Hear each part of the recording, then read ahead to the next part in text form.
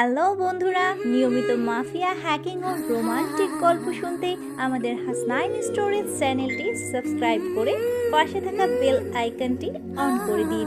আর আমাদের গল্পগুলো ভালো লাগলে লাইক, কমেন্ট, শেয়ার করতে কিন্তু ভুলবেন না।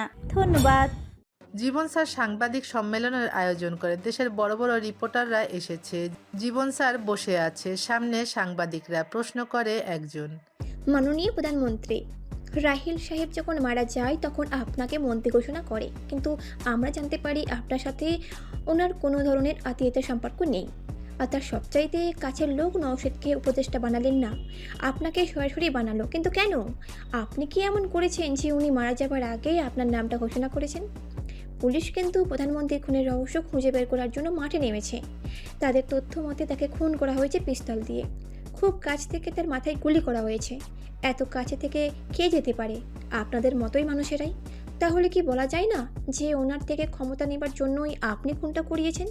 একটা সাংবাদিক জীবনকে প্রশ্নগুলো করলো।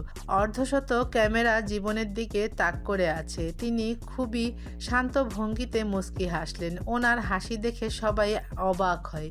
সাংবাদিক সঠিক প্রশ্নই করেছে। জীবন স্যার হাসি থামিয়ে বলে, এই সব প্রশ্নের উত্তর দলের লোক মিস্টার নাউসের ক্লিয়ার করছেন। ওনারা নাকি প্রায় সময় আড্ডা দেবার জন্য সবার আড়ালে বাগান বাড়িতে গিয়ে সময় কাটাতো। রাহিলকে খুন করেছে সেখানেই। নাউসেদের পায়েও গুলি লেগেছে। ওখানে রাহিল সাহেব সিকিউরিটি নিয়ে যেত না, সবাই নিজের লোক। তবে যতটুকু জানি সে সেখানে নতুন একজন আন্ডারওয়ার্ল্ড কিলার, যার নাম গ্যাংস্টার লর্ড, সেই রাহিলকে মেরেছে। নওশেদ সাহেবকে বাঁচিয়ে রেখেছে, কারণ নওশেদ সাহেব যেন গ্যাংস্টার লর্ডের কথা সবাইকে জানাতে পারে। আর রইল আমাকে প্রধানমন্ত্রী বানানোর কথা। দেখুন, রাহিল সাহেব আমার খুবই কাছের লোক ছিল। আমি যখন স্পোর্টস ভার্সিটিতে ছিলাম তখন তার ছেলে ড্রাগ এডিক্টেড ছিল। আমি সেখান থেকে তাকে ঠিক করে দেই। এরপর থেকে আমার সাথে ওনার অনেক কথা হতো, সব কিছু নিয়েই কথা হতো। একদিন তিনি আমায় জানায়, জীবন, আমার মনে হচ্ছে আমি মরতে চলেছি। বিরোধী দলের দ্বারা আমি হয়তো মরতে পারি। শুনেছি তারা নাকি কিলার ভাড়া করেছে, তার নাম শুভ্র। এখন আমরা তো জানি না শুভ্র কে, তবে মনে হচ্ছে গ্যাংস্টার লর্ড, যার নাম শুভ্র। পুলিশ ইনকোয়ারি করেও দেখেছে রাহিলের গায়ে কারো ছাপ নেই। গান পাওয়ার কমে গেছে, কিন্তু পিস্তলটা উদ্ধার করা হয়নি। আর সেখানে উপস্থিত থাকা সবাই মরে গেছে, শুধু বেঁচে আছে নওশেদ সাহেব। তিনিও খুনিকে দেখেননি। তার বয়ান আপনাদের কাছে অলরেডি পেশ করা হয়েছে। খুনির হাতে মুখে কাপড় দিয়ে বাঁধা আছে। এখন প্রধানমন্ত্রীর বাগানবাড়ির খবর খুনি অবধি গিয়েছে কিভাবে তা জানি না। কোনো প্রমাণ সেখানে খুনি রেখে যায়নি। তাহলে খুনি অবধি কিভাবে পৌঁছবো সেটা আপনারা বলেন। পুলিশ কি করছে? যাই হোক, আপনাদের প্রশ্নে আসি, আমি কেন প্রধানমন্ত্রী হলাম? ওই যে বলছি না, তার ভয় ছিল তাকে যেন কে মারবে। এজন্যই তিনি প্ল্যান হিসাবে ভেবে রেখেছিলেন ওনার কিছু হলে আপাতত ঘোষিত প্রধানমন্ত্রী হবে। আমাকেই বানিয়েছে। তবে হ্যাঁ, আমি জানতাম না আর কিছু। আমাদেরকে কেন ডেকেছেন?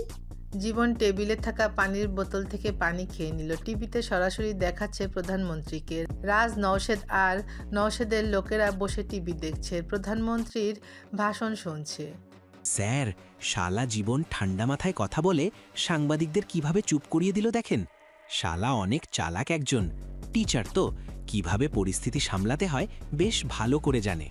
আজ আমাদের মানুষের জীবন এক অদৃশ্য নদী, যার গতিপথ আমরা দেখতে পাই না, শুধু অনুভব করি। জীবনের অনেক কিছু অনিশ্চিত, তবে আমরা এগিয়ে যাই অনুভব আর আশা নিয়ে। আর এগিয়ে যেতে যেতে কতবার যে হোঁচট খায় সেটা নিজেরাও জানি না। রাহিল চোটটা খেয়েছে, কি ছিল না তার? টাকা ছিল, ক্ষমতা ছিল। রাহিল চাইলে সব কিছু ধ্বংস করতে পারত, কিন্তু রাহিল আজ খুন হয়ে মরেছে। কে করেছে? নিলয়, আমাদের চোখের সামনে। নিলয় রাফিয়ান জগতের একজন হিংস্র রাফিয়ান। সে আসলে কেন সে এসেছে বুঝতে পারছি না। তবে নিলয় যে প্রধানমন্ত্রীকেও মারতে পারে, আবার সেই কেসটাকেও পুরো স্টপও করে দিতে পারে, তাহলে বুঝতে বাকি নেই নিলয়ের ক্ষমতা কতটা। আর জীবন স্যার বেশ বুদ্ধিমান। আমার নাম দিয়ে কিভাবে পরিস্থিতি সামলে নিল। স্যার, শুনুন আবার কি বলছে জীবন। রাজের কথায় আবার টিভির দিকে নজর দেয় সবাই। জীবন সবার দিকে তাকালো, তারপর বলল, যা হারিয়েছি সেটা আমাকে গড়েছে, যা পেয়েছি তা শুধু সাময়িক আশ্রয়, বেদনা, ক্ষতি কিংবা শূন্যতা। এসবই আমার আত্মার স্থাপত্যি।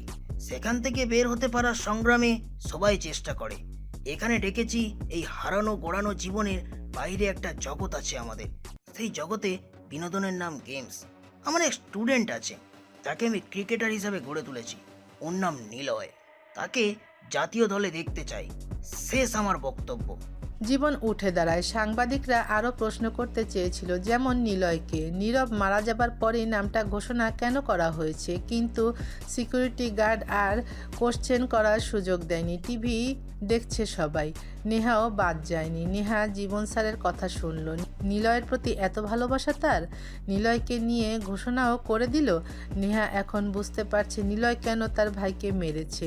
নিলয় নীরবের জায়গা নিতে চায়। নীরব থাকলে নিলয় সেটা করতে পারতো না। নিলয়কে আরও ঘৃণা করতে শুরু করে নেহা।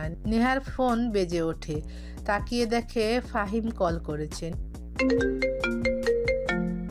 নেহা কি করিস? বাড়িতে বসে কি করিস? এভাবে থাকলে আরো মন খারাপ হয়। ভার্সিটি আয়, মন ভালো হয়ে যাবে। আচ্ছা, আসছি। নেহা রেডি হয়ে বাড়ি থেকে বের হলো।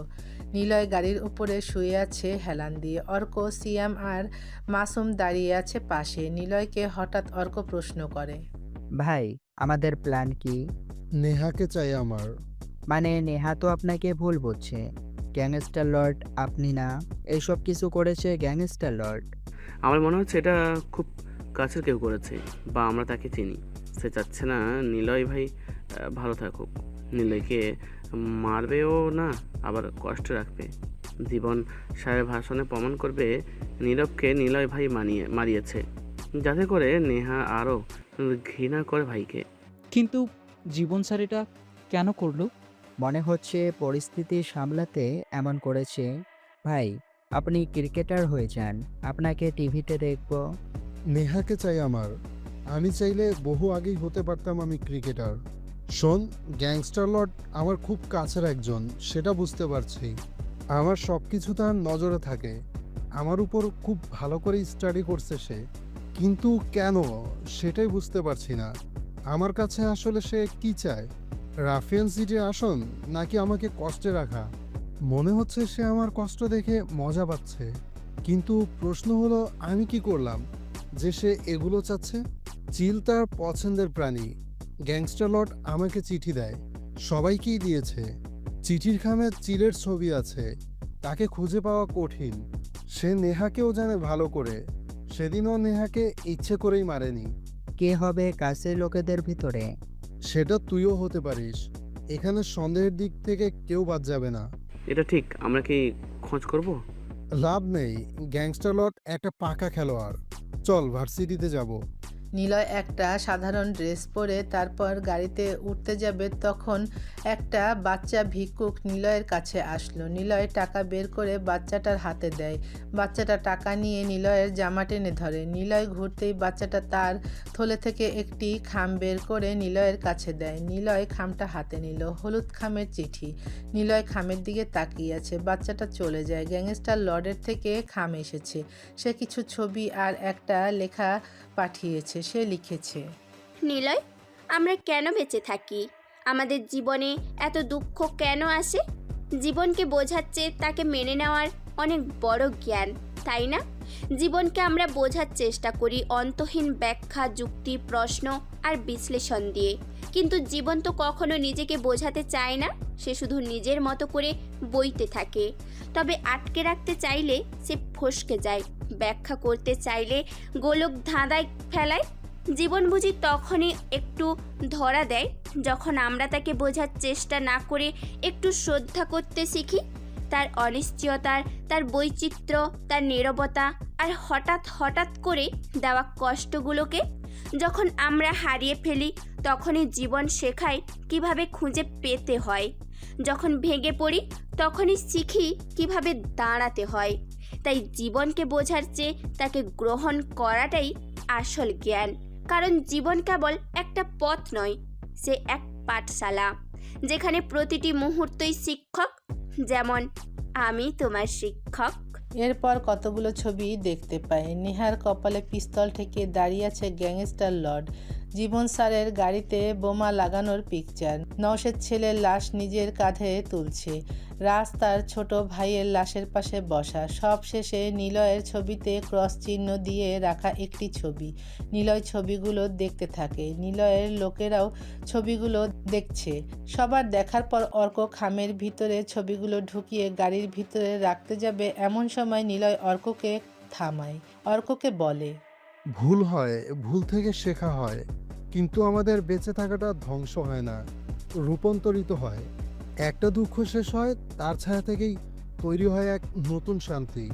প্রতিটা যন্ত্রণা আমাদের ভিতরে এক ধরনের নীরবতা রেখে যায়, আর সেই নীরবতা থেকে তৈরি হয় শক্তি।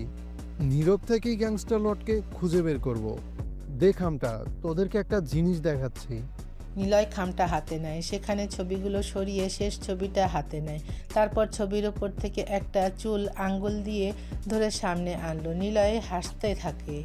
দেখ, ছবিতে চুল, মনে হচ্ছে গ্যাংস্টার লর্ডের চুল। এবার সে কোথায় যাবে? চুলটা কিন্তু বড়ও নয়, ছোটও নয়। তাহলে আমাদের ভিতরে কি কোনো চুলের সাথে মিল আছে? আপাতত না, তবে একে আমি খুঁজে বের করব।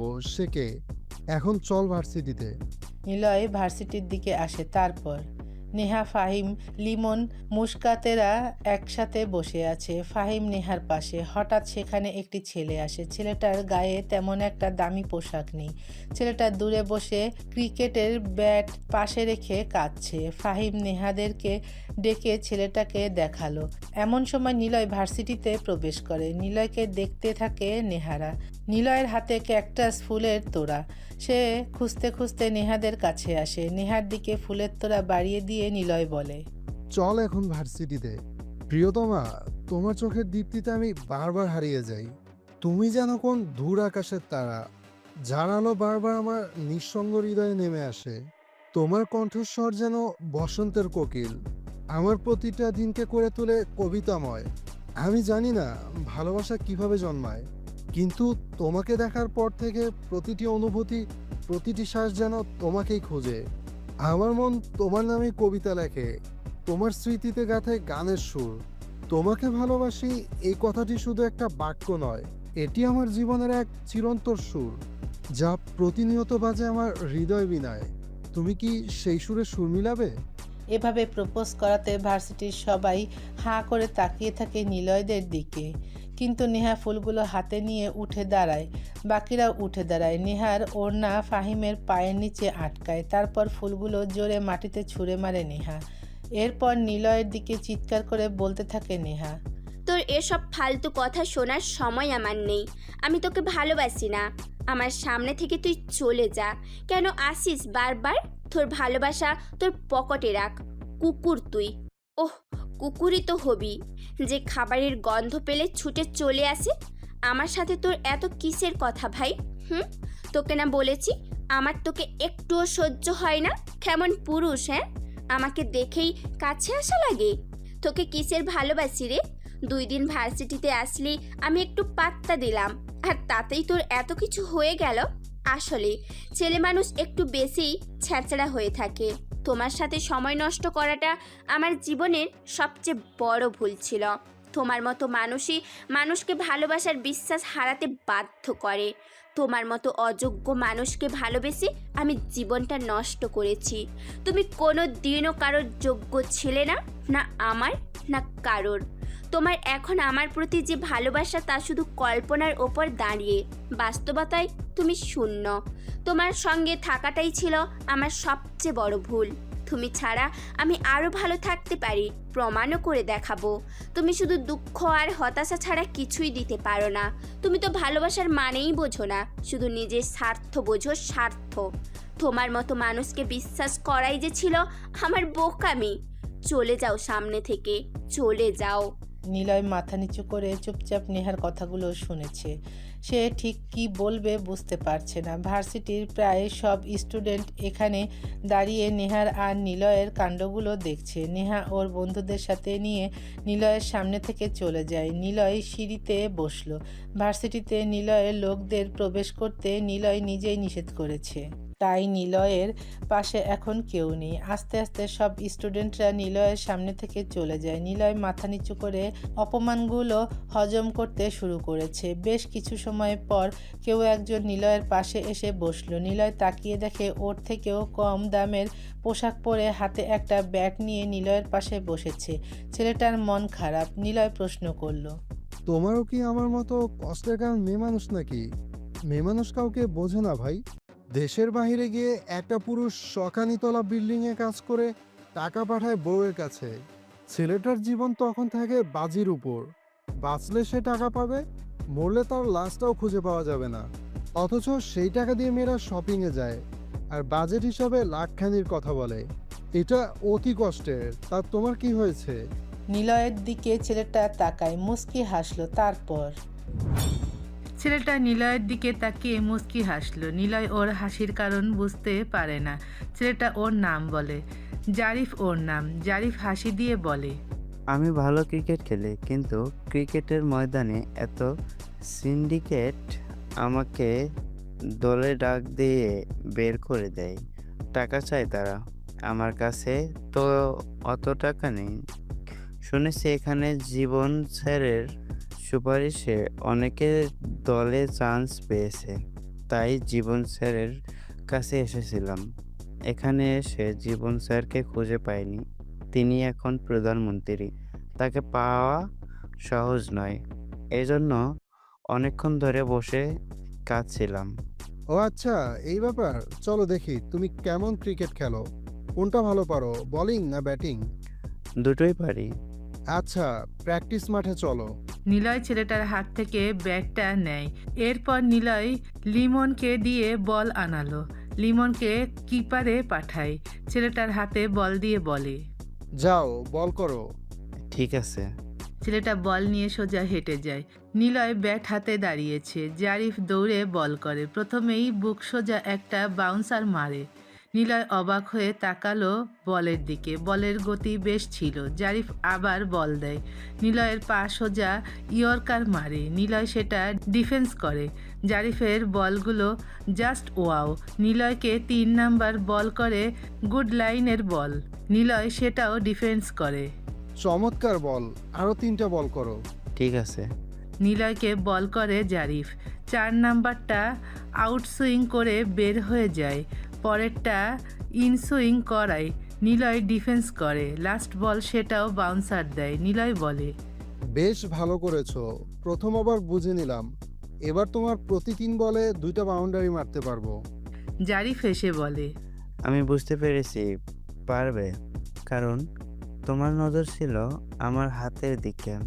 তোমার মুভমেন্ট অতি ফাস্ট। বলের লাইন বুঝে মুভ করতে পারো। বেশ অ্যাবিলিটি তোমার। চাইলে তুমি 6 মারতে পারতে। যেভাবে ডিফেন্স করে বলকে পড়ে ফেলেছো, বুঝতেই দাওনি স্ট্রং জন কোনটি তোমার। আচ্ছা, ব্যাট করো এবার। নিলয় বল হাতে নেয়। তারপর সে বল করতে আসে। জারিফ ব্যাট করছে। নিলয় প্রথমেই ঝড়ের গতিতে একটা ইনসুইং দেয়। জারিফ ব্যাট সোজা করার আগেই স্ট্যাম্পে যেয়ে বল লাগে। জারিফ অবাক হলো। সব স্টুডেন্টরা দেখছে দুজনের কীর্তি। নিলয় এবার জারিফকে 6 মারার জন্য লোভাতুর বল দেয়। জারিফ একটু পা বাড়িয়ে দিয়ে 6ও মারে। নিলয় অবাক হয়, কারণ অন্য ব্যাটসম্যানের থেকে জারিফের হাতের শট ভালো। নিলয় ইমপ্রেস হয়। নিলয় বলে, চলো দেখি তোমাকে কে কি বলেছে। নিলয় ছেলেটাকে নিয়ে বের হয়ে আসে। দুজনে একটা রিক্সা নিল। ছেলেটা রিক্সায় বসে। এবার বলো কি হয়েছে। তোমার কাছে টাকা চায় কেন তারা? কি বলবো ভাইয়ার, ওরা ওদের আত্মীয়দেরকে দলে ডাকে, পরিচিতদের ডাকে। যারা ভালো খেলে তাদেরকে ডাকে না। আমি গিয়েছিলাম, টাকা চেয়েছিল 20 লাখ। কিভাবে দেব আমি? খেলে দেখেছিল আমার। তাদের নাকি পছন্দ হয়নি। পরে আমার আপুকে সাথে নিয়ে গিয়েছিলাম। মানে আপুই জোর করে নিয়ে গিয়েছিল। ভাবছিলাম আর ক্রিকেট খেলবো না কোনোদিন, কিন্তু আমার আপু সেটা শুনছিল না। তাই তিনি আমার জন্য কোচদের সাথে কথা বলতে আসে। সেখানে যে আমার কথা বলে আমার আপু, কিন্তু ওনারা বাজে কথা বলে আমার আপুকে। বলে আমাকে খেলাতে হলে তাদের বিছানায় যেতে হবে আগে। এসব শুনে আপু অনেক কষ্ট পায়। আমি আপুকে সেখান থেকে নিয়ে আসি। আসার আগে একটা লোকের মাথায় ব্যাট দিয়ে বাড়ি মেরেছি। এরপর ভার্সিটিতে এসে জীবন স্যারকে খোঁজ করি। তুমি গেলে ওরা রাজি হবে। ওরা আমাকে দেখলে মারবে। আচ্ছা চলো আগে দেখি। জারিফকে নিয়ে নিলয় চলে আসে সেখানে। বড় প্লেগ্রাউন্ড আছে, মাঠের পাশেই অফিস। নিলয় ছেলেটার হাত ধরে ভিতরে প্রবেশ করে। জারিফকে দেখে সব কোচেরা দৌড়ে আসে অফিসে। কি ব্যাপার, ছেলেটাকে নিয়ে আপনি এখানে কি করছেন? শুনলাম তাকে নাকি চান্স দিচ্ছেন না। ছেলেটা ভালো খেলে, বল ব্যাট দুটোই ভালো পারে, আমি দেখেছি। তাকে ট্রেনিংয়ে ভর্তি নেন, চান্স দেন একটা। কেন ভাই, তুই কে? কোথাকার প্রধানমন্ত্রী? ওর মতো ছেলে একটা চান্সের জন্য লাখ লাখ টাকা নিয়ে লাইনে দাঁড়িয়ে আছে। এভাবে হবে না। কেন হবে না? ওর আপু এসেছিল, বাজে কথা বলেছেন আপনারা। যা তো এখান থেকে। কি আছে তোর কাছে? মাল লাগবে? মাল লাগবে? আচ্ছা অর্ক, মাল দে। নিলয়ের কথা শুনে পিছনে থাকা অর্ক দৌড়ে নিলয়ের হাতে পিস্তল তুলে দেয়। নিলয় পিস্তলটা টেবিলে রাখে। কোচেরা ভয় পায়। নিলয় বলে, এই মালে হবে নাকি অন্য মাল লাগবে? কে কে কে তুই? নিলয়, তোর বাপদের কাছে খোঁজ নিস নিলয়কে। ছেলেটাকে আমি যেন টিভিতে দেখতে পাই, না হলে তোদের সবাইকে মেরে ফেলবো। জারিফ, যাও ট্রেনিং করো, নামটা লিখে নে। নিলয় মানে জীবন স্যার যার কথা বলেছে? হুম। নিলয় বসা থেকে উঠে দাঁড়ায়। জারিফ খুশি হয়ে নিলয়কে জড়িয়ে ধরে। নিলয় সেখান থেকে চলে আসে। তারপর জীবন স্যারের সামনে নওশেদ বসে আছে। নওশেদের প্ল্যান হলো নিলয়কে রাস্তা থেকে সরানো, আর এই কাজটা করাবে জীবনকে দিয়েই। কিন্তু কিভাবে? নিলয়কে যে জীবন স্যার ভালোবাসে অনেক। আগে জীবন স্যারের সাথে কথা বলতে হবে তার। জীবন, তুমি মন্ত্রী হয়েছ। প্রথমে ভেবেছিলাম আমার জন্য তুমি শত্রু, যেটা আমি চেয়েছিলাম পারিনি, কিন্তু তুমি সেটা হয়েছ। যা হবার হয়েছে, কিন্তু তুমি যদি তোমার এই জায়গাটাকে আরো সহজ। নওশেদ সাহেব থেমে যায়, কারণ নওশেদ সাহেবের নজর চলে যায় শোকেজে থাকা অ্যান্টিক পিসের দিকে। একটা ফুলদানি রাখা, তবে ফুলদানির উপরে পাখির ছবি খোদাই করা আছে। পাখিটা চিল আকৃতির। নওশেদ সাহেবের দৃষ্টিতে অনুসরণ করে জীবন স্যার তাকায় ওদিকে। কি দেখছেন নওশাদ সাহেব? দেখছি ফুলদানিটা বেশ সুন্দর, মাটির নাকি কাঠের বানানো? পাথরের। পাথরের, কালো পাথর দিয়ে বানানো, পাথর কেটে বানানো অ্যান্টিক পিস, প্যারিস থেকে আনা। একটা পাখির ছবি, ঈগল বা চিলের মতো মনে হচ্ছে। হ্যাঁ, প্রাচীন প্যারিসের মানুষ কোনো কিছু বানানোর পর তারা সৌভাগ্যের প্রতীক হিসেবে চিলের ছবি খোদাই করত এসব পিচের ওপর। ও আচ্ছা, চিল যদি কারো প্রিয় না হয়? কেন হবে না? দেখতে তো ভালো লাগছে। ও আচ্ছা, উঠি তাহলে এখন। কি যে বলবেন আমাকে। হ্যাঁ, নিজের শক্তির উপর জোর বাড়াতে হবে। আসি। নওশেদ সাহেব উঠে দাঁড়ায়। রাজও উঠে দাঁড়ালো। রাজ আর নওশেদ বের হয়, গাড়িতে উঠে বসে। রাজ বলে, নওশেদ স্যার, আপনি তাকে বললেন না কেন নিলয়কে মারার কথা? কিন্তু নিলয়কে নয়, বরং আমাদের জীবনেই মারতে হবে, কারণ জীবনই হলো গ্যাংস্টার লর্ড। খামগুলো ঘেটে রেখেছি, খামের উপর চিলের ছবি আছে। জীবনের ফুলদানিতে দেখলাম এমনই লোগো। এর মানে বুঝতে পারছো? জীবনই হলো গ্যাংস্টার লর্ড, তাই আমাদের নিলয়ের সাথে যোগাযোগ করতে হবে। জীবন ডেঞ্জারাস, নিলয়কে পাঠাবো জীবনকে মারতে, আর জীবন নিলয়কে, নয়তো নিলয় জীবনকে মারবে। দুইজন আমাদের রাস্তা থেকে সরে যাবে। তো নিলয় আমাদের কথা শুনবে? হ্যাঁ, শুনবে। নিলয় গ্যাংস্টার লর্ডকে খুঁজছে। স্যার, কাজটা কত সহজ হয়ে গেল। রাজ গাড়ি স্টার্ট করে। তারপর পার্টি অফিস থেকে সোজা চলে আসে ওদের গোপন জায়গাতে। প্রচণ্ড বৃষ্টি হচ্ছে। নেহা রুমে পায়চারি করছে। আজকের ঘটনাটা ভাবছে সে। নিলয়কে এভাবে বলা তার ঠিক হয়নি। ছেলেটা কি সত্যিই তার ভাইকে মেরেছে? যদি এমন হয় তাহলে আমাকে গ্যাংস্টার লর্ড কেন খাম পাঠালো। নিলয়ের তো এসবের প্রয়োজন নেই। তবে কি আমি ভুল ছিলাম? নিলয়কে কি আমার ভালোবাসা উচিত? নেহা ভাবতে ভাবতে বারান্দাতে আসলো। বারান্দায় দাঁড়িয়ে বিদ্যুৎ চমকানি দেখছে। কি সুন্দর ঠান্ডা বাতাস, প্রকৃতি যেন সেজেছে নতুন রূপে। বৃষ্টি শুধু জলের ঝর্ণাধারা নয়, এ যেন এক অনন্ত সময়চক্রের স্মৃতি। আকাশের অশ্রুবিন্দু যখন মাটির বুকে পড়ে, তখন যেন প্রকৃতি নিজেকেই প্রশ্ন করে, জন্ম, মৃত্যু আর পুনর্জন্মের অর্থ কী? প্রতিটি ফোঁটা যেন বলে, আমি এসেছি মেঘের কোলে, হারিয়ে যাব নদীর তলে, তবুও আমি অস্তিত্ব রাখি অনন্ত প্রবাহে। বৃষ্টি তো আমাদের শেখায় নম্রতা, মাটির মতো হতে, যে সব কিছু ধারণা করেও নীরবে সহ্য করে। বৃষ্টি শেখায় অপেক্ষা, একটি ক্ষণিক শূন্যতার পর পূর্ণতা আসবেই। তার ঝরা পাতার গান শোনায় ধ্বংসের মাঝে নতুন সৃষ্টির আশায়। ঠিক যেমন পচা পাতা থেকে উঠে আসে নতুন অঙ্কুর, প্রকৃতির নিঃশব্দ জবাব যেন লুকিয়ে থাকে বৃষ্টির প্রতিটি ফোঁটায়। মানুষ যখন ক্লান্ত হয়, আত্মা যখন নিঃসঙ্গতায় ভারাক্রান্ত, তখন এই বৃষ্টি এসে বলে, ভাঙা গালে পড়ো, তবেই নিজেকে খুঁজে পাবে আবার নতুন এক রূপে। নেহা ভাবছে প্রকৃতির আর নিলয়ের কথা। হঠাৎ নিচে চোখ চলে যায়। ল্যাম্পপোস্টের নিচে কে যেন বসে আছে মাথা নিচু। নেহা ভাবে, এত রাতে কে আবার এখানে বসে বৃষ্টিতে ভিজবে? হঠাৎ ছেলেটা মাথা উঁচু করে তাকায় নেহার বারান্দার দিকে। বৃষ্টি হচ্ছে 1-1.5 ঘন্টা হয়ে গেছে। ছেলেটা হলো নিলয়। নিলয়কে দেখে নেহা অবাক হয়। নিলয় কি এতটা সময় ধরে বৃষ্টিতে ভিজছে? নেহা নিলয়ের দিকে তাকিয়ে আছে। নেহার বড্ড মায়া হয়। এই ছেলেটা তাকে ঠকাতে পারে না, কিছুতেই না। আমার তাকে মেনে নিতে হবে। নেহা রুম থেকে বের হয়, দৌড়ে সে বাহিরে আসে। নিলয়ের সামনে এসে দাঁড়ায় নেহা। নিলয় উঠে দাঁড়ালো। দুজন দুজনার দিকে তাকিয়ে আছে। নেহা বলে, আমি জানি না আসলেই তুমি কি করো। আমার ভাইয়ার মৃত্যুটা আমি চোখের সামনে দেখেছি, যে আমাদের সম্পর্কটাকে হয়তো নষ্ট করার জন্য মিথ্যে বলেছে। তুমি যে আমাকে কতটা ভালোবাসো বুঝতে পেরেছি। নিলয় নেহাকে জড়িয়ে ধরে। নেহাও নিলয়কে জড়িয়ে ধরে। নিলয় অনেক খুশি। নেহাকে সে তার নিজের করে পেয়েছে অবশেষে। নিলয় বলে, বিশ্বাস করো, আমি তোমার ভাইকে মারিনি। কিন্তু গ্যাংস্টার লর্ড কেন তোমার কথা বলেছে? আর কারোর নাম বলেনি কেন? আমি জানি না, তবে আমি তোমাকে সবটা বলবো। আমি কে, তুমি সব শুনে আমার সাথে থাকবে তো? হ্যাঁ, থাকবো। তোমাকে আর ছেড়ে কোথাও যাব না। আমি তোমাকে বড্ড ভালোবাসি নিলয়, বড্ড ভালোবাসি। একটা সত্যি কথা বলো তো, তোমার ব্যাগের ভেতরে একটা ছুরি আর নুপুর ছিল, সাথে একটা মেয়ের ছবি। সে কে? ও, সে আমার আপা ছিল। আমরা 2 ভাই বোন।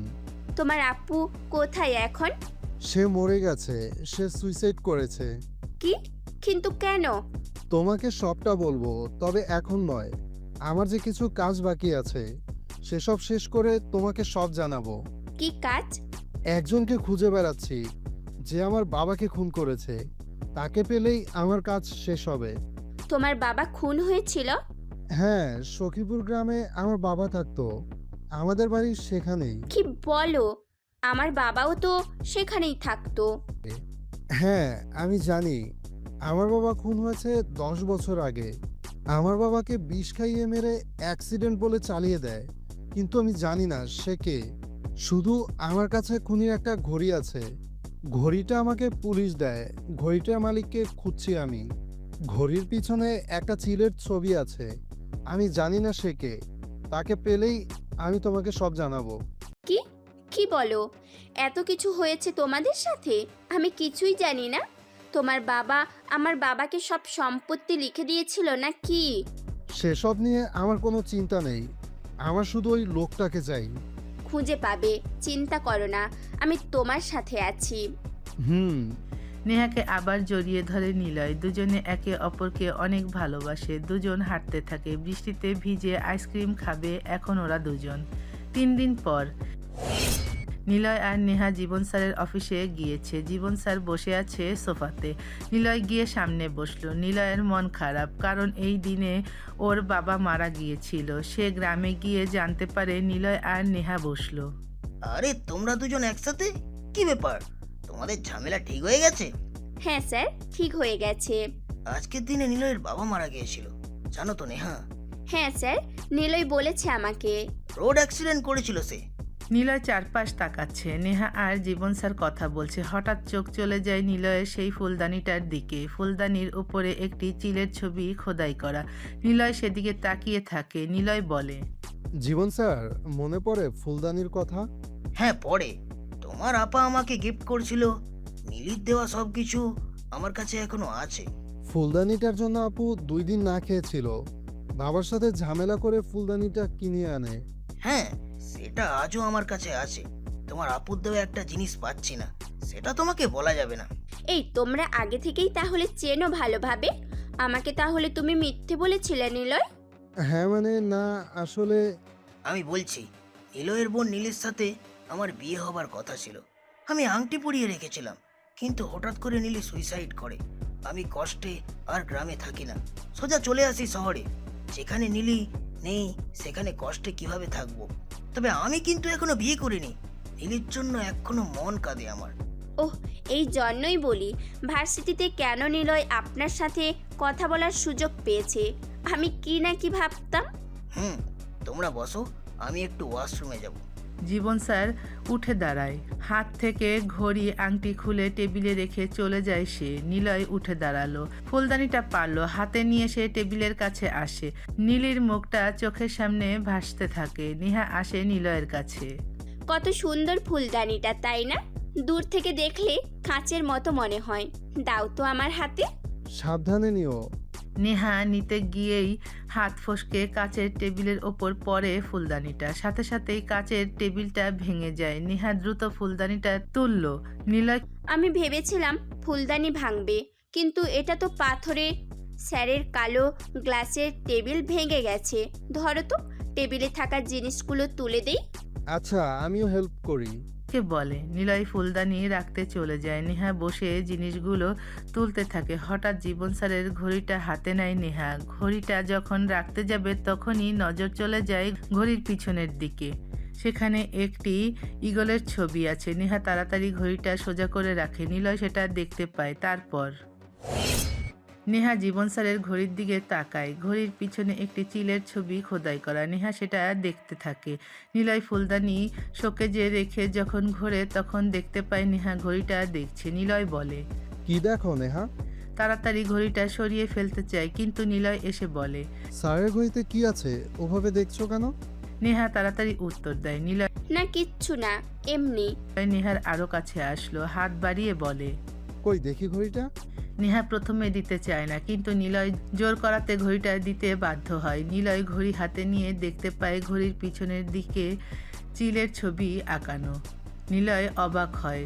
যেটা সন্দেহ করেছিল নিলয়, সেটাই কি তবে সত্যি হতে চলেছে? জীবন স্যারই তবে গ্যাংস্টার লর্ড? নেহা উঠে দাঁড়ায়। নিলয়কে বলে, আমি জানি না তোমার আপুর সাথে তোমার বাবার সাথে কি হয়েছিল, কিন্তু জীবন স্যারের ঘড়িতেও তোমার বর্ণনা অনুসারে চিল পাখির লোগো আঁকানো।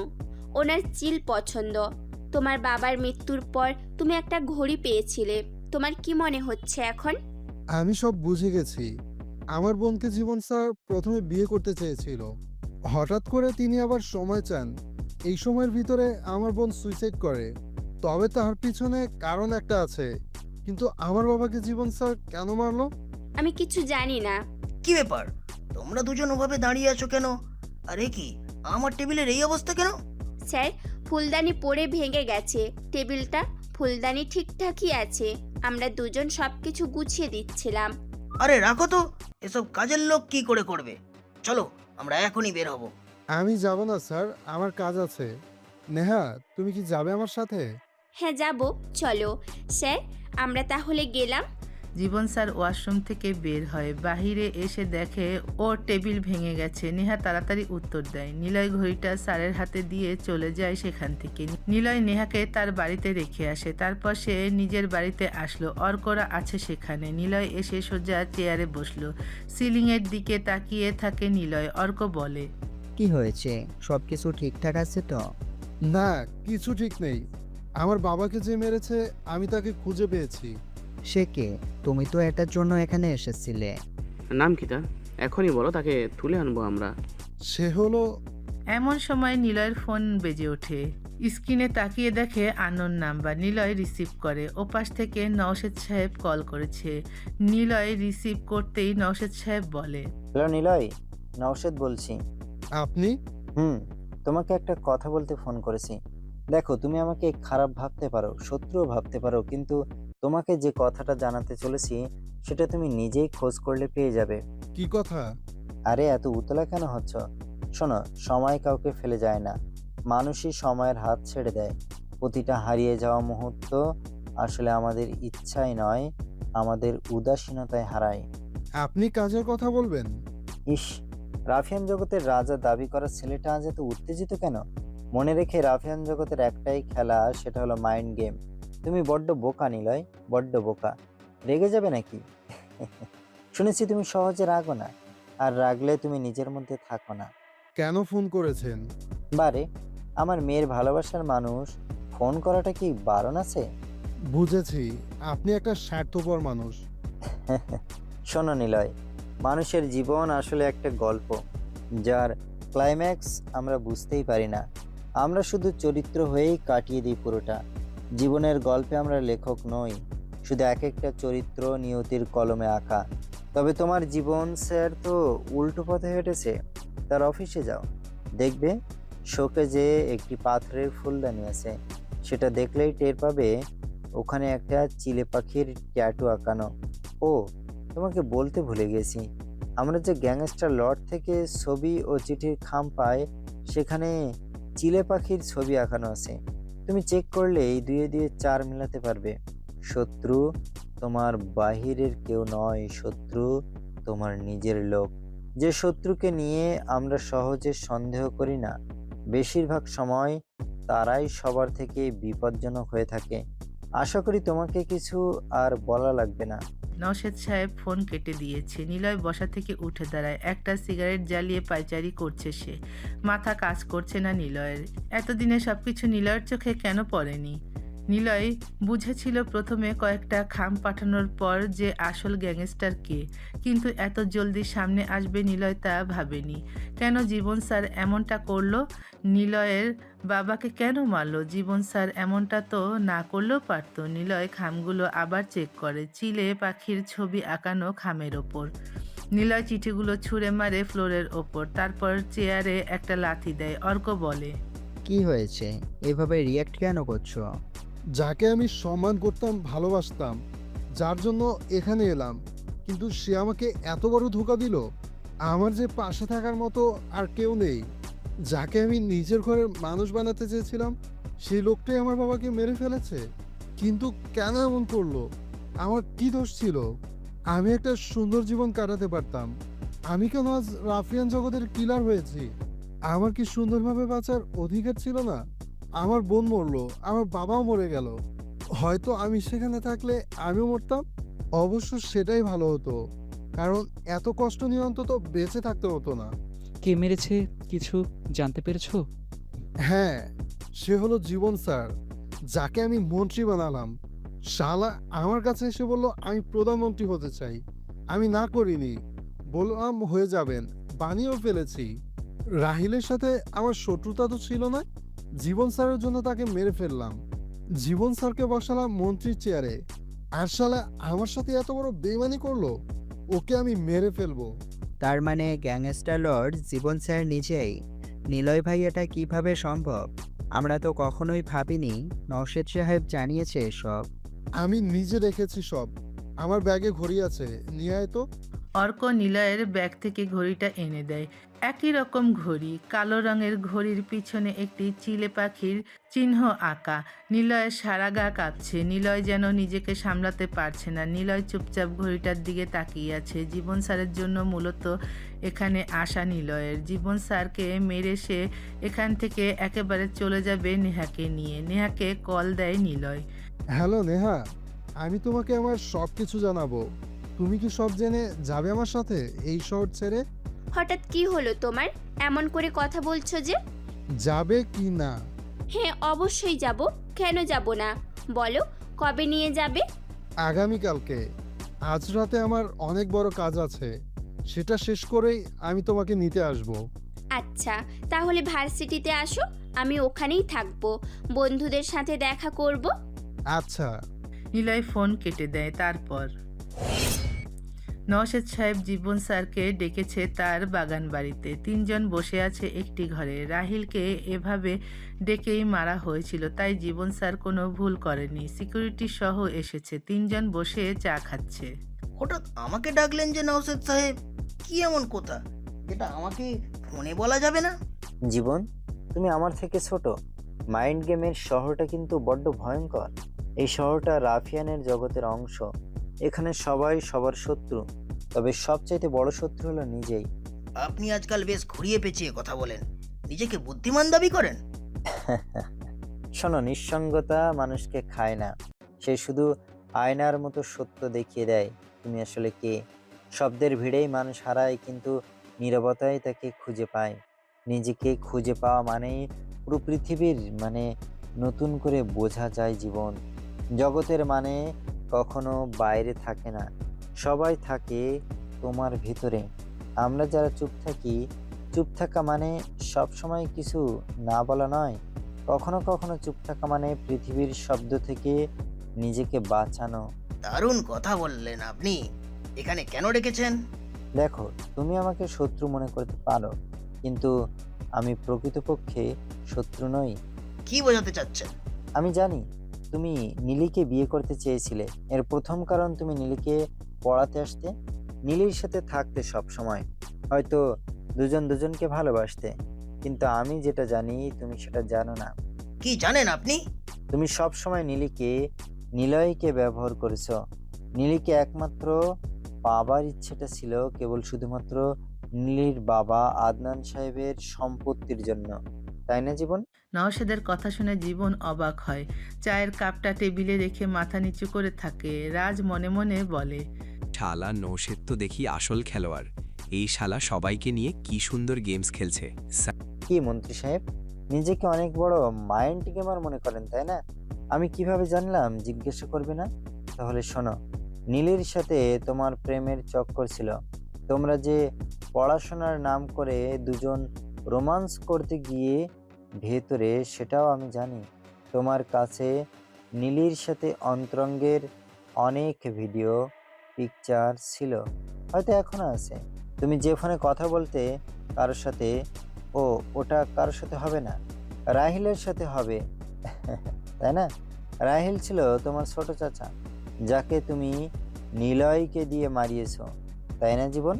জীবন স্যার এবার মুখ তুলে তাকায় নওশেদের দিকে। জীবন স্যারের লোমগুলো দাঁড়িয়ে গেছে। সে জানতো সবকিছু, সে একাই জানে। রাহিল জানতো, তবে সে মারা যাবার পর আর তো কারো জানার কথা না। তাহলে রাহিল কিভাবে জানলো? নিলয়কে এখানে আনা হয়েছিল রাহিলকে সরানোর জন্য। নিলয় তার কাজ করেছে। জীবন স্যার নওশেদের দিকে হা করে তাকিয়ে আছে। নওশেদ বলে, এসব কিভাবে জানলাম? তোমাকে বারবার রাহিলের সাথে কথা বলতে শুনতাম আমি যখন আদনানের বাড়িতে থাকতাম। তোমার চাচা তখন ছিল শহরের চেয়ারম্যান। ও সরি, আরেকটা কথা, রাহিল ছিল কিন্তু আদনানের বন্ধু। আদনান তার সাথে বিজনেসও করতো না। সে সুবাদে রাহিল জানতে পারে আদনানের অনেক জায়গা জমি টাকা পয়সা আছে, সেগুলো দিয়েই তিনি মন্ত্রী হবার স্বপ্ন দেখে। এজন্য রাহুল তোমাকে ব্যবহার করতে চায়। নীলের সাথে সম্পর্কের নাম করে তুমি আদনানের সবকিছু হাতিয়ে নিতে চেয়েছিলে। আমি ফোনের কথাও সব শুনেছিলাম, কিন্তু এটা হতে দিতে পারিনি। অল্প বয়সে আমার বাবা আমাকে ফেলে চলে যায় গ্রামে। আদনান আমাকে তার বাড়িতে রাখে, গ্রামেই বিয়ে করে। এমনকি তোমার ম্যাডাম গ্রামে থাকতো, রাজি ছিল না। আদনান আমাকে তার বাড়িতে রাখে, গ্রামেই বিয়ে করি, কিন্তু তোমার ম্যাডাম গ্রামে থাকতে রাজি ছিল না। আর নীরব ভালো স্কুলে পড়ছিল এবং নিলয়ের বন্ধু হওয়াতে আমি নীরবকে নিয়ে গ্রাম থেকে যাই, আর নেহাকে নিয়ে ওর মা শহরে চলে আসে। নেহার মা ভালো ছিল না। ওই শালা এখানে এসে মেয়ের সাথে ইটিস পিটিস করে। মূলত মেয়রের দ্বারা আমি এই দলে জয়েন হতে পারি, পরে মেয়রকে মেরে ফেলি। যাই হোক, সেসব তো পরের কথা। চা ঠান্ডা হচ্ছে, শেষ করো না কেন? নওশেদ সাহেবের কথা শুনে রাজ আর জীবন বোকার মতো তাকিয়ে থাকে। লোকটার কত চেষ্টা ছিল মন্ত্রী হবার, কিন্তু পারেনি। জীবন নীলির বিষয়ে প্রমাণ লুকাতে নিলয়কে দিয়ে রাহিলকে মেরে মন্ত্রী হলো, অথচ তার সবকিছু নওশেদ জানে। নওশেদ সাহেব শব্দ করে হাসল। নওশেদ সাহেবকে এর আগে এতটা ভয়ঙ্কর রূপে দেখেনি কেউ। তিনি হাসি থামিয়ে আবার বলে, লোভ সবারই আছে, বড় হবার লোভ, কিছু পাওয়ার লোভ। লোভ করতে করতে আমরা ভুলে যাই মৃত্যুর কথা। মৃত্যু আসলে জীবনের বিপরীত না, সে জীবনেরই অংশ। একটা দরজার মতো যেটা খোলার আগে আমরা ভেতরে থেমে থাকি। সবাই বাঁচে, কিন্তু সবাই পূর্ণ হয় না।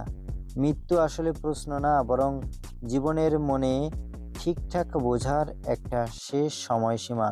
কিন্তু আদতে আমরা সবাই লোভের জন্য ভুলে যাই। যাই হোক, যে জন্য ডেকেছিলাম, ভাবিও না এসব শোনানোর জন্য ডেকেছি। তুমি তোমার মতো থাকো, কিন্তু তুমি বিশ্বাস করো, পাপ কখনো চাপা থাকে না, সেটা একদিন না একদিন ফিরে আসবেই। তাই আমার মনে হচ্ছে তোমার এসব গোপন কথা নিলয় খুব দ্রুত জানতে পারবে। হয়তো পেরেও গেছে, কারণ আমার মেয়ের সাথে নিলয়ের ওঠা বসা, অনেক কিছু শুনতে পায়। তাই তুমি কি জানো তোমার সবচাইতে বড় শত্রু কে? কে? আরে বোকা নাকি তুমি? মাইন্ড গেমের শহরে এত বোকা মন্ত্রী কেন আসে? তোমার শত্রু নিলয়। নিলয়কে হারালে তোমার রেপুটেশন ঠিক থাকবে। সে যদি জানে তুমি অনেক কিছুই করেছো, তোমাকে সে মেরে ফেলবে, আর মারার আগে তোমাকে সবার সামনে আনবে। তুমিই পারবে নিলয়কে মারতে, আর আমরা তো আছেই সাথে। আমি বলছি না করতেই হবে, তোমাকে ভাবতে বললাম যে কি করবে। নিলয়কে সরাবে নাকি ভয় নিয়ে বাঁচবে? যাও, বাকিটা তোমার ইচ্ছে। আরেকটা কথা চিন্তা করো না, আমি এসব কথা কাউকে বলবো না। বলার হলে একদিনে বলতাম। তুমি নিলয়ের কথা ভাবো। নিলয় কি কি করতে পারে সেটা তুমি ভালো করেই জানো। নিলয়কে তুমি এই শহরে এনে বড্ড ভুল করেছো। এবার তোমার পালা নিলয়কে এই শহর ছেড়ে তাড়ানোর, নয়তো দুনিয়া থেকে বিদায় করা। নওশেদ সাহেব থামলো। রাজ অবাক না হয়ে পারছে না, কারণ একটু আগে নিলয়কে কল করে জীবনের বিরুদ্ধে বলল, আবার জীবন স্যারকে ডেকে এনে নিলয়ের কথা বলল। নওশেদ সাহেব আসলেই একটা হারামি। তার মনের ভিতরে কখন কি চলে সেটা বোঝা মুশকিল। যে কোনো একজন তো মরবেই, আর যে কোনো একজন মরলে ফায়দা নওশেদেরই হবে। এবার নওশেদ পুরোপুরিভাবে মাঠে নেমেছে, কিন্তু আদতে সবকিছু কি হবে কে জানে। জীবন স্যার চলে গেছে। বাহিরে বের হয়ে নিলয়কে কল দেয় সে। তারপর জীবন স্যার বাড়ি থেকে বের হলো। কি করবে সে বুঝতে পারছে না। গাড়িতে উঠে বসলো সে। ড্রাইভার গাড়ি চালাতে থাকে। নওশেদ আর রাজ দুজনে বসেছে বেশ আরাম করে। রাজ প্রশ্ন করলো, আর এসব আপনি কিভাবে পারেন? আমাকে শিখান না কেন? কি ঠান্ডা মাথায় সবার সাথে খেলছেন? রাজ, মাইন্ড গেমটা ঠান্ডা মাথায় খেলতে হয়। এই রাফিয়ান জগতে আমি রাজা হতে চেয়েছি। আমার সেই রাজত্বে দুটো কাঁটা ছিল, সেটা উপড়ে ফেলতে চেয়েছিলাম। মনে রেখো, শত্রুকে ঘৃণা নয়, বরং বোঝার চেষ্টা করো। ঘৃণা তোমাকে দুর্বল করে, বোঝাপড়া তোমাকে শক্তিশালী করে। অন্তর্দৃষ্টি দিয়ে শত্রুর মনস্তত্ত্ব বোঝো, তাদের উপর জয় পাওয়ার প্রথম ধাপ। আর এবার আমার জয় হতে চলেছে। আপনি একটা জিনিস কখন কিভাবে খেলেন বোঝা মুশকিল। মাইন্ড গেমটা আপনার থেকে শিখতে হবে স্যার। নওশেদ সাহেব একজন মাস্টার মাইন্ড খেলোয়াড়, সেটা রাজ এখন বুঝতে পেরেছে। ওদিকে জীবন স্যার চোখ বন্ধ করে নীলির কথা ভাবছে। নীলিকে পড়াতো সে। তখন নীলি পড়তো অনার্স ফার্স্ট ইয়ারে, আর নিলয় পড়তো ক্লাস 10-এ। নীলিকে রোজ সন্ধ্যায় পড়াতে আসতো জীবন স্যার। একই গ্রামে থাকতো ওরা। জীবন স্যার তখনও চাকুরির খোঁজ চালাতে থাকে। তখন তার ভার্সিটিতে চাকরি হয়নি। জীবন স্যার নীলিকে পড়াতে গিয়ে তার প্রেমে পড়ে। নীলিকে প্রেমের প্রস্তাব দেয়। নীলি রাজি হয়ে যায়। রাজি না হয়ে পারে নাকি? নীলি যে জীবন স্যারকে পছন্দ করত। দুজনের প্রেমের সম্পর্কটায় বেশ ঘনিষ্ঠতা তৈরি হয়, একে অপরকে ভালোবাসে। তবে নীলি জীবনকে অনেক ভালোবাসতো। জীবনের জন্য কত কি করেছে নীলি। নিজের হাতের রান্না থেকে শুরু করে দামি গিফট করেছে জীবনকে। জীবনকে পাথরের তৈরি কলমদানিটা গিফট করে, যার দাম ছিল 1.5 লাখ টাকা। জীবন এমন একজনকে পেয়ে খুশি হয়। জীবনের চাকরি হচ্ছিল না।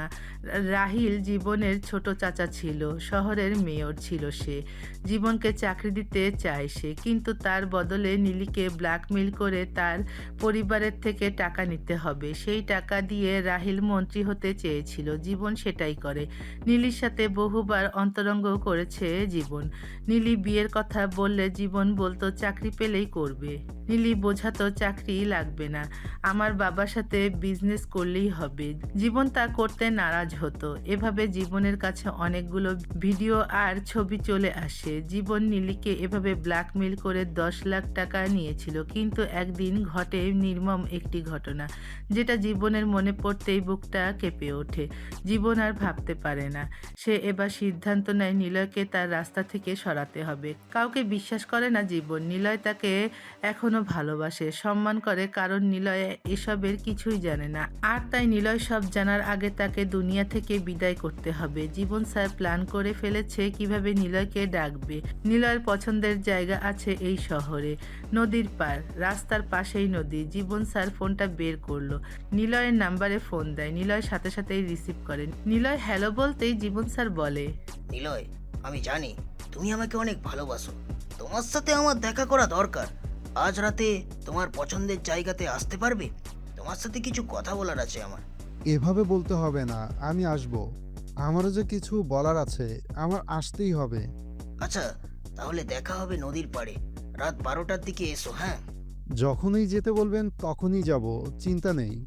জীবন স্যার ফোন কেটে দেয়। চোখ দিয়ে তার পানি পড়ছে। নিলয় সারা জীবন জীবন স্যারকে নিজের ভাইয়ের মতো দেখেছে। সেই ভাইয়ের হাতে নিলয় আজ খুন হতে চলেছে। নিলয়ও মনে মনে এটাই ভাবছিল। জীবন স্যারের সামনে যাবে, আর জীবন স্যার নিজ থেকে নিলয়কে ডেকেছে। নিলয় টেবিলে মাথা রেখে বসেছে। বাবার পরে যাকে মানত বেশি সে হলো জীবন স্যার, আর সেই ব্যক্তিটাই তার বাবাকে মেরেছে। নিলয় এসব মানতে পারছে না, কিন্তু প্রমাণ তার কাছে সুস্পষ্ট। তাছাড়া নওশেদ তো কাটা ঘায়ে নুনের ছিটা মিশিয়েছে। নিলয় অর্ককে ডাক দেয়। নিলয় নিজের মতো করে প্ল্যান করে। অর্ক, মেশিন রেডি কর, আজকে জীবন স্যারকে মারতে হবে। তারপরেই শহর ছেড়ে চলে যেতে হবে বহু দূরে। এই মাস্তানি শহরে রাফিয়ান একজনই। জীবনে অর্জন করেছি অনেক কিছু, বর্জন করিনি কিছুই। এবার হবে শেষ বর্জনের খেলা। হয় আমি থাকবো, নয়তো সে। আচ্ছা ভাই, আমি সব রেডি করছি। নিলয় জোরে শ্বাস নেয়। তার মাথায় এখন একটাই চিন্তা, জীবন স্যারকে মারবে। লিমন, ফাহিম, মুস্কাত আরও কয়েকজন বসে আছে। সবার ভিতরে একটা চিন্তা, কি করবে ওরা। রিশানের মৃত্যু হলো, ভার্সিটি একদম ফাঁকা। নিলয় আর আসে না ভার্সিটিতে। নেহা মাঝে মাঝে আসে। জীবন স্যারও আর নেই। সব কিছু পাল্টে গেল। নিলয়ে আসার পর যেন সব বদলে গেছে। লিমন জানে নিলয় কতটা ভয়ঙ্কর, কারণ রিশানেরা তাকে তুলে নিয়ে গিয়েছিল। সেখানেই নিলয় তার আসল রূপ দেখিয়েছে। ভাবা যায় তার ভার্সিটির ছেলে, তারই রুমমেট একজন মাস্তান, রাফিয়ান জগতের কিং। ওই তোদের সেদিন কি হয়েছিল রে? তোরা 3জন হাসপাতালে ছিলি, নিলয়ের গায়ে ব্যান্ডেজ ছিল। রিশনারা কি তোদের তুলে নিয়ে গেছিল? হ্যাঁ। না, কি রে দুজন হা না করছিস কেন? আসলে সেদিন রিশানরা আমাদের তুলে নিয়ে অনেক মারে। শালা একটা হারামি। নিলয় কি আমাদেরকে মারে তাই এমন ছিল? কিন্তু তোরা বেঁচে ফেললি কিভাবে? রিশান যে জানোয়ার ছিল, তাতে মনে হয় না তোদের বাঁচিয়ে রাখতো। রিশানের বড় ভাই রাত ছিল, সে মারতে দেয়নি, আমাদেরকে পাঠিয়ে দেয় সেখান থেকে। তারপর থেকে রিশানকে তো আমরা তেমন ভার্সিটিতে দেখিনি। নেহা কোথায়? সে বলেছে কালকে আসবে ভার্সিটিতে। কালকে সে আর নিলয় এসে অনেক কিছু বলবে, তারপর সে একেবারে এখান থেকে চলে যাবে। সবাই ভাবে চলে গেলে বন্ধুত্ব রেখে কি লাভ? লিমন রিশানের কথা শোনে না। নেহা ভুল করেছে নিলয়কে ভালোবেসে, কারণ নেহা জানে না নিলয় আসলে কে। নিলয় একজন মাস্তান। লিমনেরা দেখেছে হিংস্রতা আর ক্ষমতা, সেজন্য ওরা নিলয়কে এড়িয়ে চলে। সময় পেরিয়ে যায়, সকাল পেরিয়ে দুপুর, দুপুর পেরিয়ে বিকেল, তারপর সন্ধ্যাও শেষে কাঙ্ক্ষিত সময় চলে এসেছে। দেয়াল ঘড়ির দিকে তাকায় নিলয়। রাত 11টা বাজে। নিলয় তার পছন্দের কালো পোশাক পরে নিল। সবকিছু ঢেকে পিস্তলগুলো নিজের কাছে রেখে নিলয় বের হয়ে পড়ল। বাইকের কাছে আসে কালো রঙের Yamaha R15 bike. Niloy bike চালিয়ে তার পছন্দের জায়গাতে আসলো। কেউ আসেনি এখনো। 12টা বাজতে 5 মিনিট বাকি। নিলয় নদীর পাড়ে গিয়ে বসেছে। 3টে গাড়ি আসলো সেখানে। গাড়িতে অনেকগুলো লোক। নিলয় জানে তারা কারা, স্পেশাল ট্রেনিং প্রাপ্ত ফোর্স। জীবন স্যার নামলো গাড়ি থেকে। নিলয়ের বাইক দেখতে পায়। তার মানে নিলয় আগে থেকেই বসে আছে এখানে। জীবন স্যার সোজা এসে নিলয়ের পাশে বসলো। নিলয় একবার তাকায় জীবন স্যারের দিকে। দুজনের চোখাচোখি হয়। কেউ কোনো কথা বলছে না। দুজন চুপ করে আছে। চাঁদের আলো পড়ছে নদীর পানিতে, সেটার রিফ্লেক্স আসছে চোখে। চুপ করে আছো যে, কিছু বলো।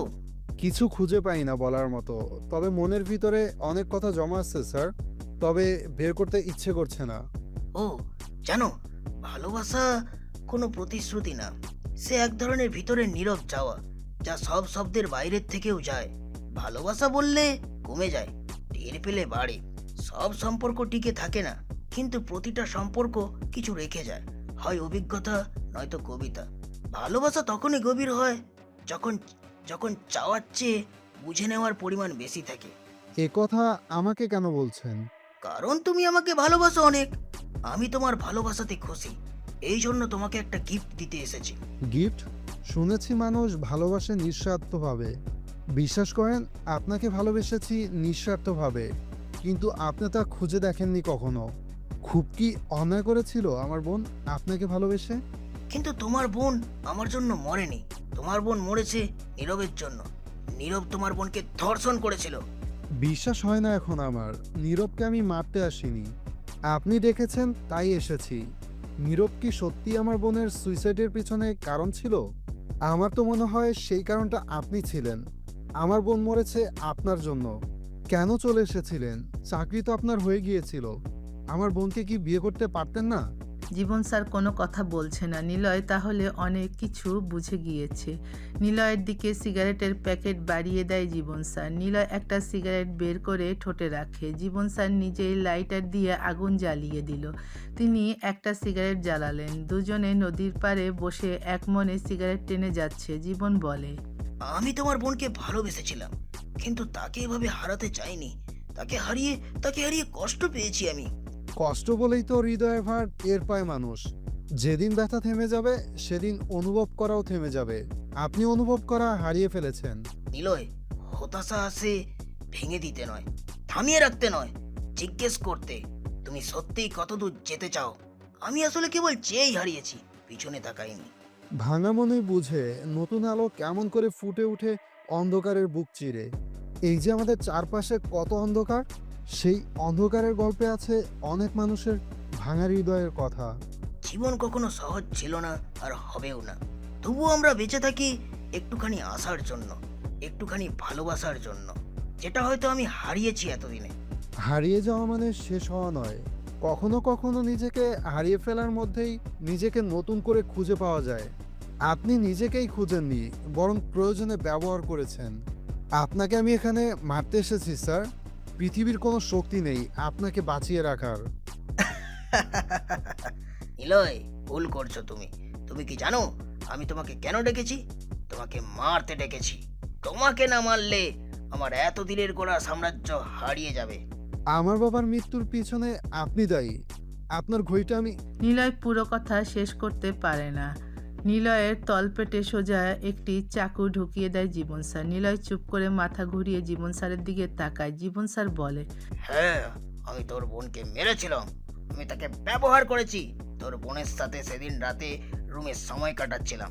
তোর বোন বারবার বলছিল বিয়ে করার কথা, কিন্তু সেটা সম্ভব ছিল না। আর তোর বোনকে তো পেয়েই গিয়েছিলাম। আর কি লাগে? আরে টাকার দরকার ছিল তোর বোনের, টাকার দরকার ছিল তোর বোনের থেকে, সেটাও নিয়েছিলাম। চাকরিটা তো তোর বোনের টাকা দিয়েই পেয়েছিলাম রে। সব নেওয়া শেষ হয়ে গেছিল, আর কি লাগবে আমার? কিন্তু তোর বোন শুনছিল না, বারবার থানায় যাবে বলছিল। এই জন্যই তাকে মেরে ফেলি। নীরব সেটা দেখে ফেলে, তার উপরে ধর্ষণের মিথ্যা দোষ চাপিয়ে দেই। তোর বোনকে ধর্ষণ করতে দেখি, তোর বোনকে ধর্ষণ করতে দেখি আমি, সেটাও জানিয়ে দিই। নীরব ভয়ে চলে আসে সেখান থেকে। ওর মনে নীরবের প্রতি হিংসা জমে, রাগ জমে। কিন্তু তুই নীরবকে মারলি না, নীরবকে মারার জন্য আসলি না। ভয় পেতাম আমি নীরব, ভয় পেতাম আমি। নীরব, রাহিল এরা জানতো আমার কথা। ওদেরকে মারাটা সহজ ছিল না আমার, তাই আমি তোকে এখানে ডাকি যাতে তুই ওদেরকে মারিস। সেটাই করলি যেটা আমি চেয়েছিলাম। আমি তোকে ডেকে আনি, ওদেরকে মারিয়েছি তোকেই দিয়ে। আমার গোপন কথার জন্য আর কেউ নেই। রাহিল আমার চাচা ছিল, তার প্ল্যানেই তোর বোনকে মারি। তোর বোনের ভিডিও আছে আমার কাছে অনেকগুলো। মরার আগে দেখে যা। আমার ভয় ছিল তোকে নিয়ে, এবার আর কোনো ভয় থাকবে না। তোকে এবার মারতে হবে। জীবন কথাগুলো বলে আবার চাকু ঢুকিয়ে দেয় নিলয়ের পেটে। নিলয় মাটিতে পড়ে যায়। জীবন স্যার জোরে জোরে হাসতে থাকে। তারপর নদীর পানি থেকে রক্তগুলো মুছে উঠে দাঁড়ায়। নিলয়ের পেটে লাথি দেয় জীবন। উঠে দাঁড়িয়ে সে যখন গাড়ির দিকে তাকায় দেখে ওর কোনো লোক নেই সেখানে, সবাই রাস্তায় পড়ে আছে। জীবন হাঁটতে যাবে তখনই জীবন স্যারের কাঁধে একটা ছুরি ঢুকিয়ে দেওয়া হয়। নিলয় উঠে দাঁড়িয়ে ছুরি ঢুকিয়েছে জীবন স্যারের কাঁধ বরাবর। জীবন স্যার ঘুরে তাকায়। নিলয় তার পেট থেকে চাকু বের করে জীবন স্যারের বুকে সোজা ঢুকিয়ে দেয়। জীবন স্যার নদীর পাড়ে পড়ে গেল। নিলয় কাছে যেয়ে জীবন স্যারের গলা ধরে বলে, আমার বাবাকেও মেরেছিস তুই, তাই না? আমার বোনের দেওয়া ঘড়িটা আমি আমার বাবার লাশের কাছে পেয়েছিলাম। আমি এতদিন তোকে খুঁজে বেরিয়েছি, তুই আমার বোনকে, আমার বাবাকে মেরেছিস। নিলয়, নিলয়, আমি তোর বোনকে মেরেছি স্বীকার করছি, কিন্তু বিশ্বাস কর আমি তোর বাবাকে মারিনি। আমি তখন আমার ঘড়িটা 3 দিন ধরে খুঁজে পাচ্ছিলাম না। অনেক জায়গাতে খুঁজেছিলাম কিন্তু পাইনি। আমি কেন তোর বাবাকে মারবো? তোর বাবাও তো জানতো আমি তোর বোনকে অনেক ভালোবাসতাম। আমি কেন তাকে মারবো? তুই ভুল বুঝতেছিস। তাহলে তোর ঘড়িটা ওখানে কেন গেল? আর তোর চিল পাখি বড্ড পছন্দ। আমার বোনের কাছে তুই গল্প করতি, আমি জানি সেটা। তুই ছিলি যে রিশান আর নীরবকে মেরেছে। আমার আর নেহার ভিতরে ঝামেলা বাঁধিয়েছিস। দেখ, তোকে মারতে এসেছিলাম, সবটা সত্যি বলছি। আমি কোনো গ্যাংস্টার লর্ড নয়। আমি সত্যিই জানি না আমার গাড়িটা তোর বাবার লাশের পাশে কে রেখেছে। আমি গ্যাংস্টার লর্ড না। মরার আগে সত্যিটা বলছি। আমি বিশ্বাস করি না, আমি তোকে মেরে ফেলবো। নিলয় চিৎকার করে উঠে দাঁড়ায়। তারপর নিলয় কোমর থেকে পিস্তল বের করে জীবন স্যারের বুকে কতগুলো গুলি করে। জীবন স্যার মরার আগে বলে, নিলয়, আমি গ্যাংস্টার লর্ড নই। আর আমি বুঝে গিয়েছি এটা কার প্ল্যান। আমাকে মারা, তোকে মারা, এগুলো একজনেরই প্ল্যান। আমি বুঝতে পারিনি তুই তার ফাঁদে পা দিস না। জীবন স্যার আর কথা বলে না, চোখ বন্ধ করে। নিলয় অবাক হয়, কারণ নিলয় জীবন স্যারকে এত দ্রুত মারতে চায়নি। তাহলে কার কথায় সে আসলো? নিলয়ও আর দাঁড়িয়ে থাকতে পারে না। নিলয় মাটিতে পড়ে যায়। অর্করা দৌড়ে আসে সেখানে। অর্করা জীবন স্যারের লোকদের মেরে ফেলেছে। অর্করা এসে নিলয়কে ধরে। তারপর ঢাকা সিটি থেকে প্রায় 15 কিলোমিটার দূরে একটি নির্জন জায়গাটাতে একটি সুন্দর পুকুর আছে। ঢাকা সিটি থেকে সেই 15 কিলোমিটার অবধি পুরো পুলিশ প্রশাসন দিয়ে ঘিরে রাখা হয়েছে। সেখানে কেবল সাংবাদিকদের যাতায়াত আছে। এতক্ষণে পত্রিকা সবার কাছে পৌঁছে গিয়েছে। এমনকি টিভি নিউজ চ্যানেল একযোগে প্রচারিত হচ্ছে একটি খুবই প্রবহমান হট নিউজ, যার টাইটেল এমন: আবারও খুন হলো নতুন প্রধানমন্ত্রী। এই টাইটেলের কথা মিথ্যা নয়। জীবন আহমেদ খুন হয়েছে। পেট, গলায়, বুকে ছুরির আঘাত, সাথে পিস্তলের গুলিও আছে মাথার ভিতরে। জীবনের লাশটা পড়ে আছে পুকুর পাড়ে পানির খুব কাছে। আর তার সিকিউরিটিদের লাশ পড়ে আছে রাস্তায়। প্রশ্ন, কে খুন করেছে প্রধানমন্ত্রীকে? প্রথমে রাহিল, এরপর জীবন আহমেদ। কে এই খুনি? কেউ জানে না দুই প্রধানমন্ত্রীর খুনি আসলে কে। একজনই জানে, আর সে হলো নিলয়। নিলয় রাহিল আর জীবনকে খুন করেছে, কারণ রাহিলকে জীবন মারার জন্যই নিলয়কে তলব করে।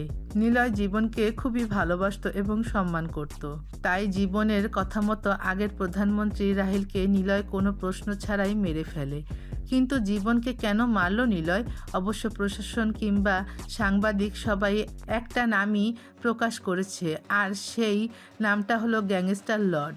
নিলয় জীবনের লাশের পাশে রক্ত দিয়ে লিখে এসেছে, আমি বেঁচে আছি, আমি গ্যাংস্টার লর্ড। তাই সবাই এখন কে এই গ্যাংস্টার লর্ড সেটা জানতেই পুরো শহর তোলপাড় করে ফেলেছে।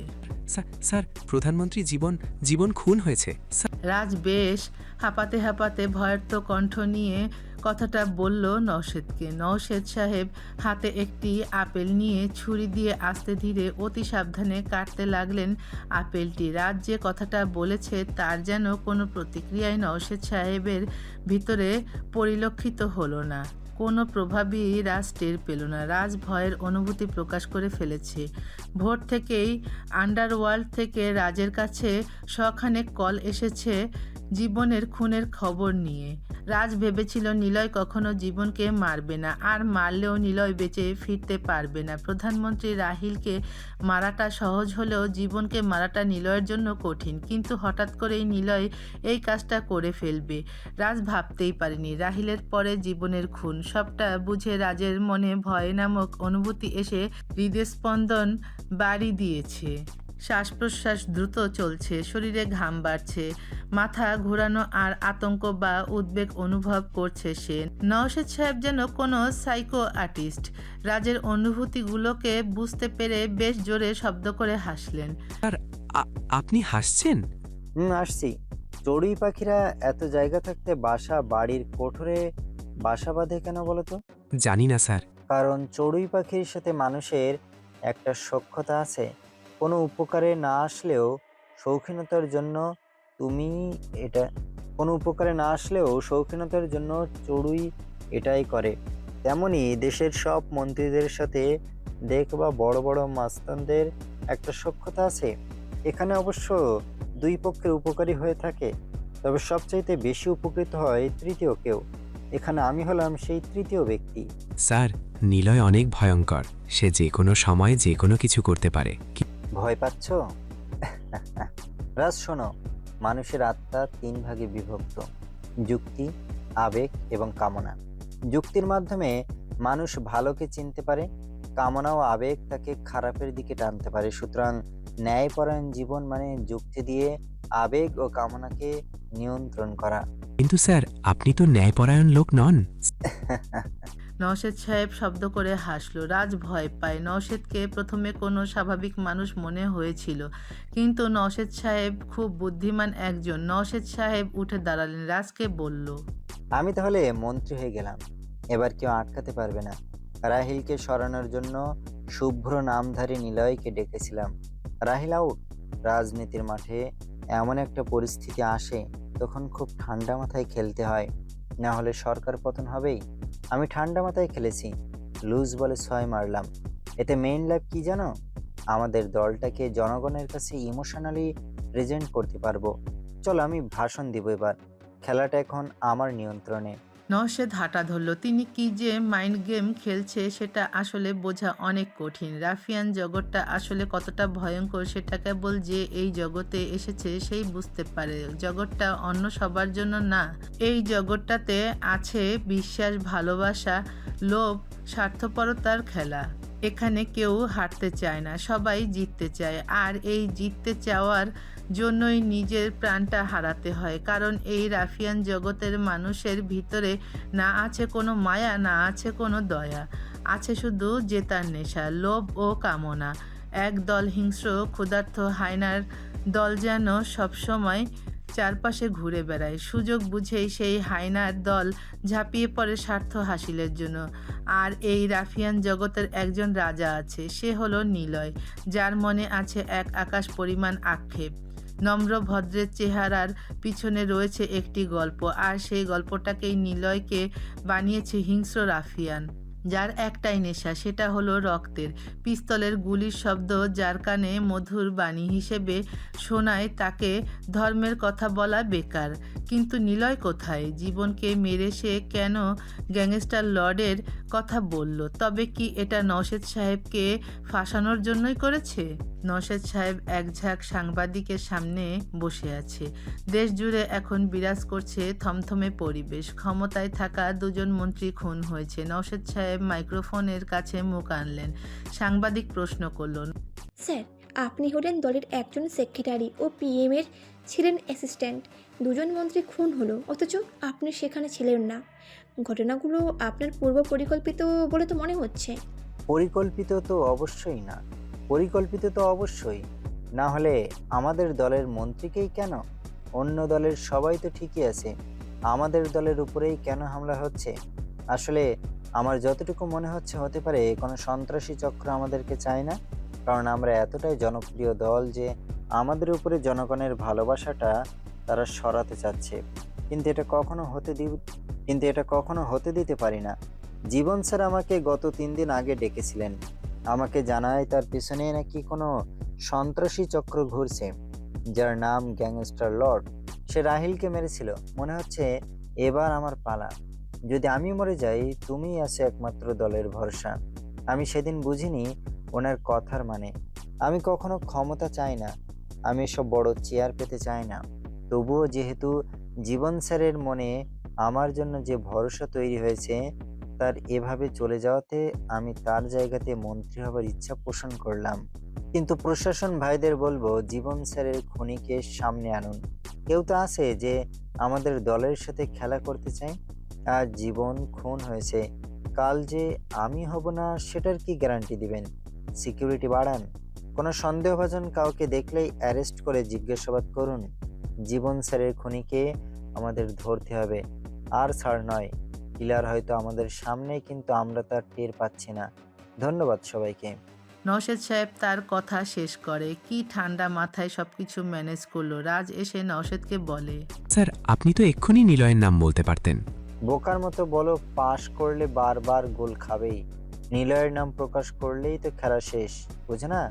খাঁচার পাখিকে কখন খাঁচা থেকে ছেড়ে দিলেও সে উড়ে যেতে চায় না। কখন? যখন সে পোষ মেনে যায়।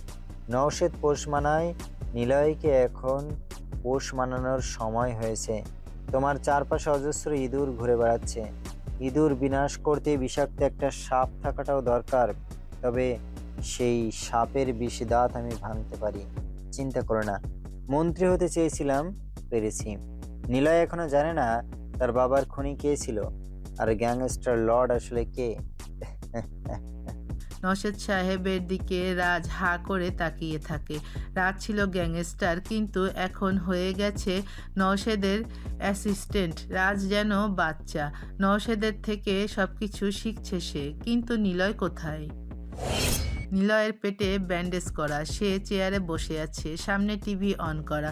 নওশেদের কথাগুলো শুনছিল সে। পিছন থেকে অর্ক বলল, নিলয় ভাই, একটা জিনিস দেখেছেন? রাহিলকে মারার জন্য নওশেদ আপনার সাথে কন্ট্যাক্ট করে। সে চেয়েছিল রাহিলকে সরিয়ে মন্ত্রী সে হবে, কিন্তু মাঝখান থেকে জীবন স্যারকে আপনি মন্ত্রী করে দিলেন। এই যে কোনো কিছুর প্রতি বিরাট সাধনা, পেতে পেতেও যেটা পাওয়া হয় না, সেই জিনিসটা পাবার প্রতি তখন জিত জন্মে। নওশেদের মনে আপনার প্রতি জিত ছিল। সে নিজ থেকে জীবন স্যারের কাছে ঘেঁষেছে নিজের ফায়দা নিতে। জীবন স্যার শিক্ষিত, বুদ্ধিমান, তার সাথে নওশেদ পেরে উঠছিল না। তাই মনে হচ্ছে জীবন স্যারের অবস্থান বুঝে ঠিক সঠিক সময় নওশেদ একটা গুলি চাল দিয়েছে, ঠিক একটা গুটি চাল দিয়েছে। সেই গুটি হলেন আপনারা দুজন, জীবন আর নিলয়। রাজা বনাম রাজার যুদ্ধে সবসময় যে কোনো একটা রাজার জয় হবেই, আর জয় হবার পর সেই রাজা দুর্বল হয়ে যাবে।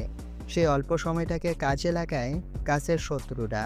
হ্যাঁ, জীবন স্যার আপনার বোনের সাথে খারাপ কিছু করেছে, কিন্তু নওশেদ সাহেব আপনাকে দিয়েই তাকে সরিয়েছে। এখানে তিনি গেমস খেলছে, চিলে পাখির গল্প। আপনার আপুর পছন্দ গ্যাংস্টার লর্ড জীবন স্যার হতেই পারে না। আর আপনার বাবার খুনি জীবন স্যার এটা হলেও হতে পারে, কিন্তু আমরা যা জানতাম না তা নওশেদ কিভাবে জানে? আমরা যে চিল পাখির পিছনে ছুটছি সেটা নওশেদ কিভাবে বুঝলো? মূলত নওশেদ টোপ ফেলেছে, আর সেই টোপে আপনারা দুজনেই বেঁধেছেন। মাঝখান থেকে লাভ হলো নওশেদের। সে মন্ত্রিত্ব চেয়েছিল, সে ওটাও পেয়ে গেছে। আর নওশেদ এটা চেয়েছিল যেন সে গোটা দেশের উপরে রাজ করতে পারে। আপনার মাইন্ড গেমে জীবন স্যার মরেছে, সে আপনার বোনের সাথে করা অন্যায়ের শাস্তি পেয়েছে, কিন্তু লাভ হয়েছে নওশেদের। তাই আমরা যা জানি না নওশেদ তা ভালো করেই জানে। নওশেদকে এখন সরানো সম্ভব নয়। অর্কের দিকে তাকিয়ে থাকে নিলয়। অর্ক যা বলছে তা নিলয় গত রাত থেকে ভেবেছে, কারণ জীবন স্যার গ্যাংস্টার লর্ড হবে না। আর তাছাড়া চিলে পাখির কথাটা নওশেদ কিভাবে জানলো? নিলয়ের মনে পড়ে আগের কথা।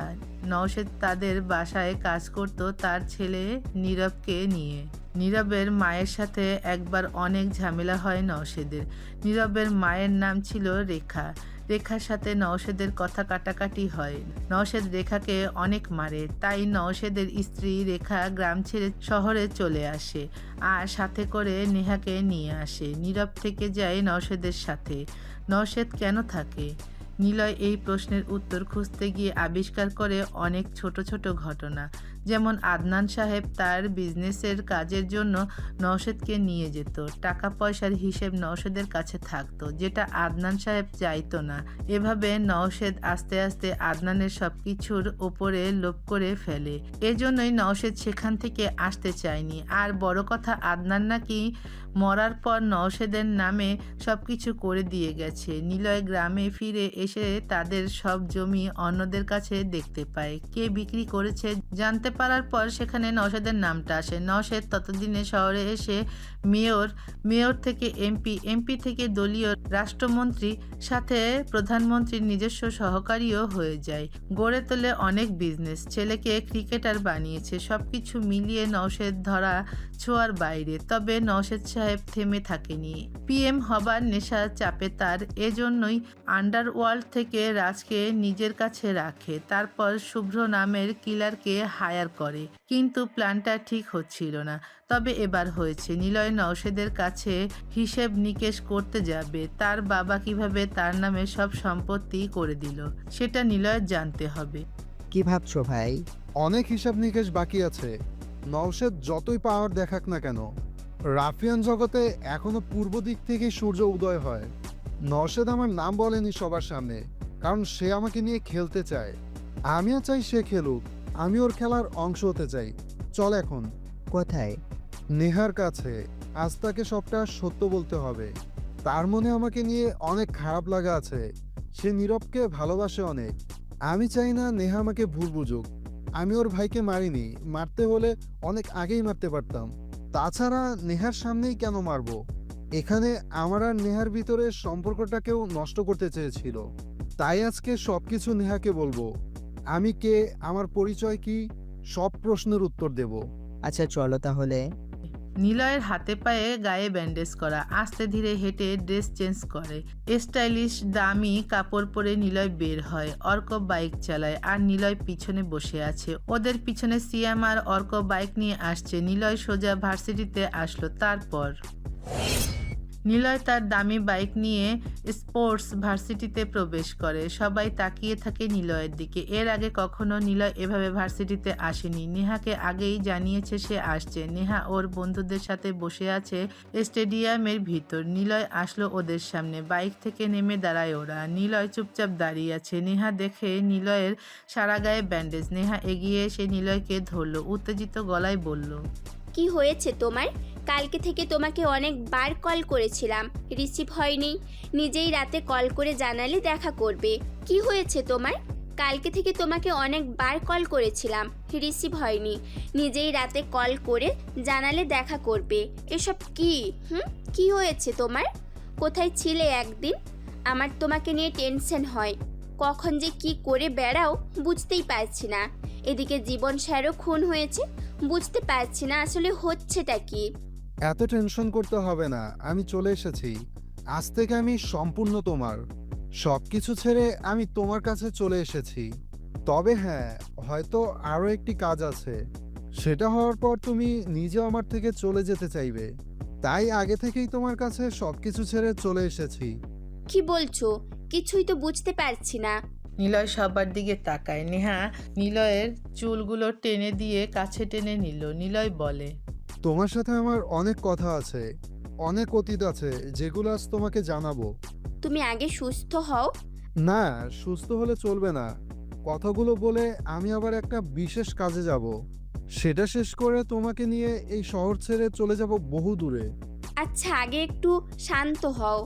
তোমার বন্ধুদের সামনে কি বলবো? বলো, তারাও তোমাকে নিয়ে জানার ইচ্ছে আছে। নিলয় বসলো নিহার পাশে। নিহা তার ব্যাগ থেকে পানির বোতল বের করে নিলয়ের হাতে দেয়। নিলয় পানি খেয়ে নিহার হাত ধরেছে।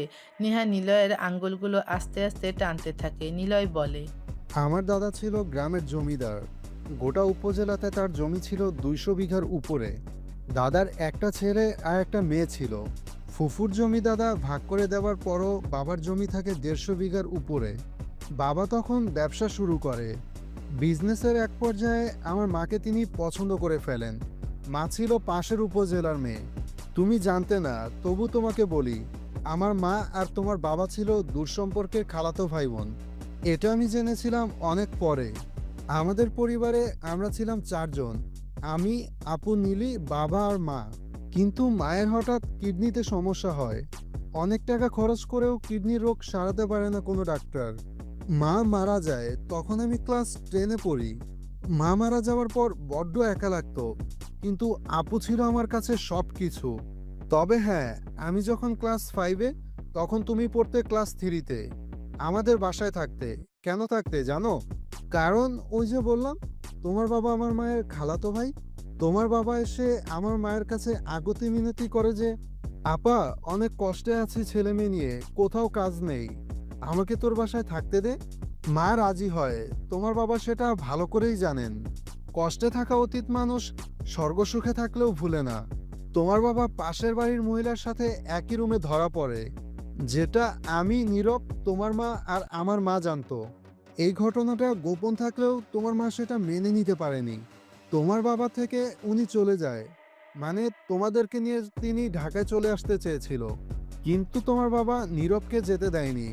তোমার মা তোমাকে নিয়ে চলে আসে শহরে। কেন আসে জানো? কারণ তোমার নানু ছিল শহরের রাজনীতিবিদ লোক। যাই হোক, এখানে এসে তুমি থাকতে শুরু করলে, আর গ্রামে থাকতে শুরু করে তোমার ভাই আর বাবা। নীরব মাঝে মাঝে শহরে আসতো, তোমার সাথে দেখা করত। তুমি হয়তো সবটা জানোই। নীরব ছিল আমার সবচাইতে কাছের বন্ধু।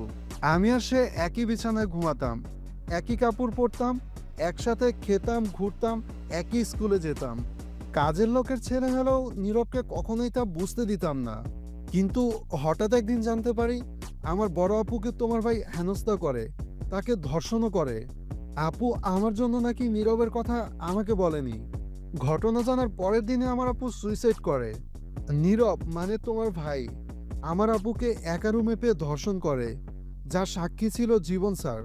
নিলয় এখানে থামলো। নিলয় মাটির দিকে তাকিয়ে কথাগুলো বলছিল। পাশে বসে থাকা নেহা সহ সবাই একসাথে চুপচাপ শুনছে, কেউ কোনো কথা বলছে না। নিলয়ের চোখ দিয়ে পানি পড়তে শুরু করেছে। নেহা নিলয়ের পিঠে হাত বোলাতে থাকে। পানির বোতল থেকে পানি মুখে দিয়ে নিলয় জোরে শ্বাস নেয়, তারপর বলে, নীরবকে আমি অনেক ভালোবাসতাম, ছোটবেলার বন্ধু ছিল তো। আমার বোনের এমন মৃত্যু আমি মেনে নিতে পারিনি।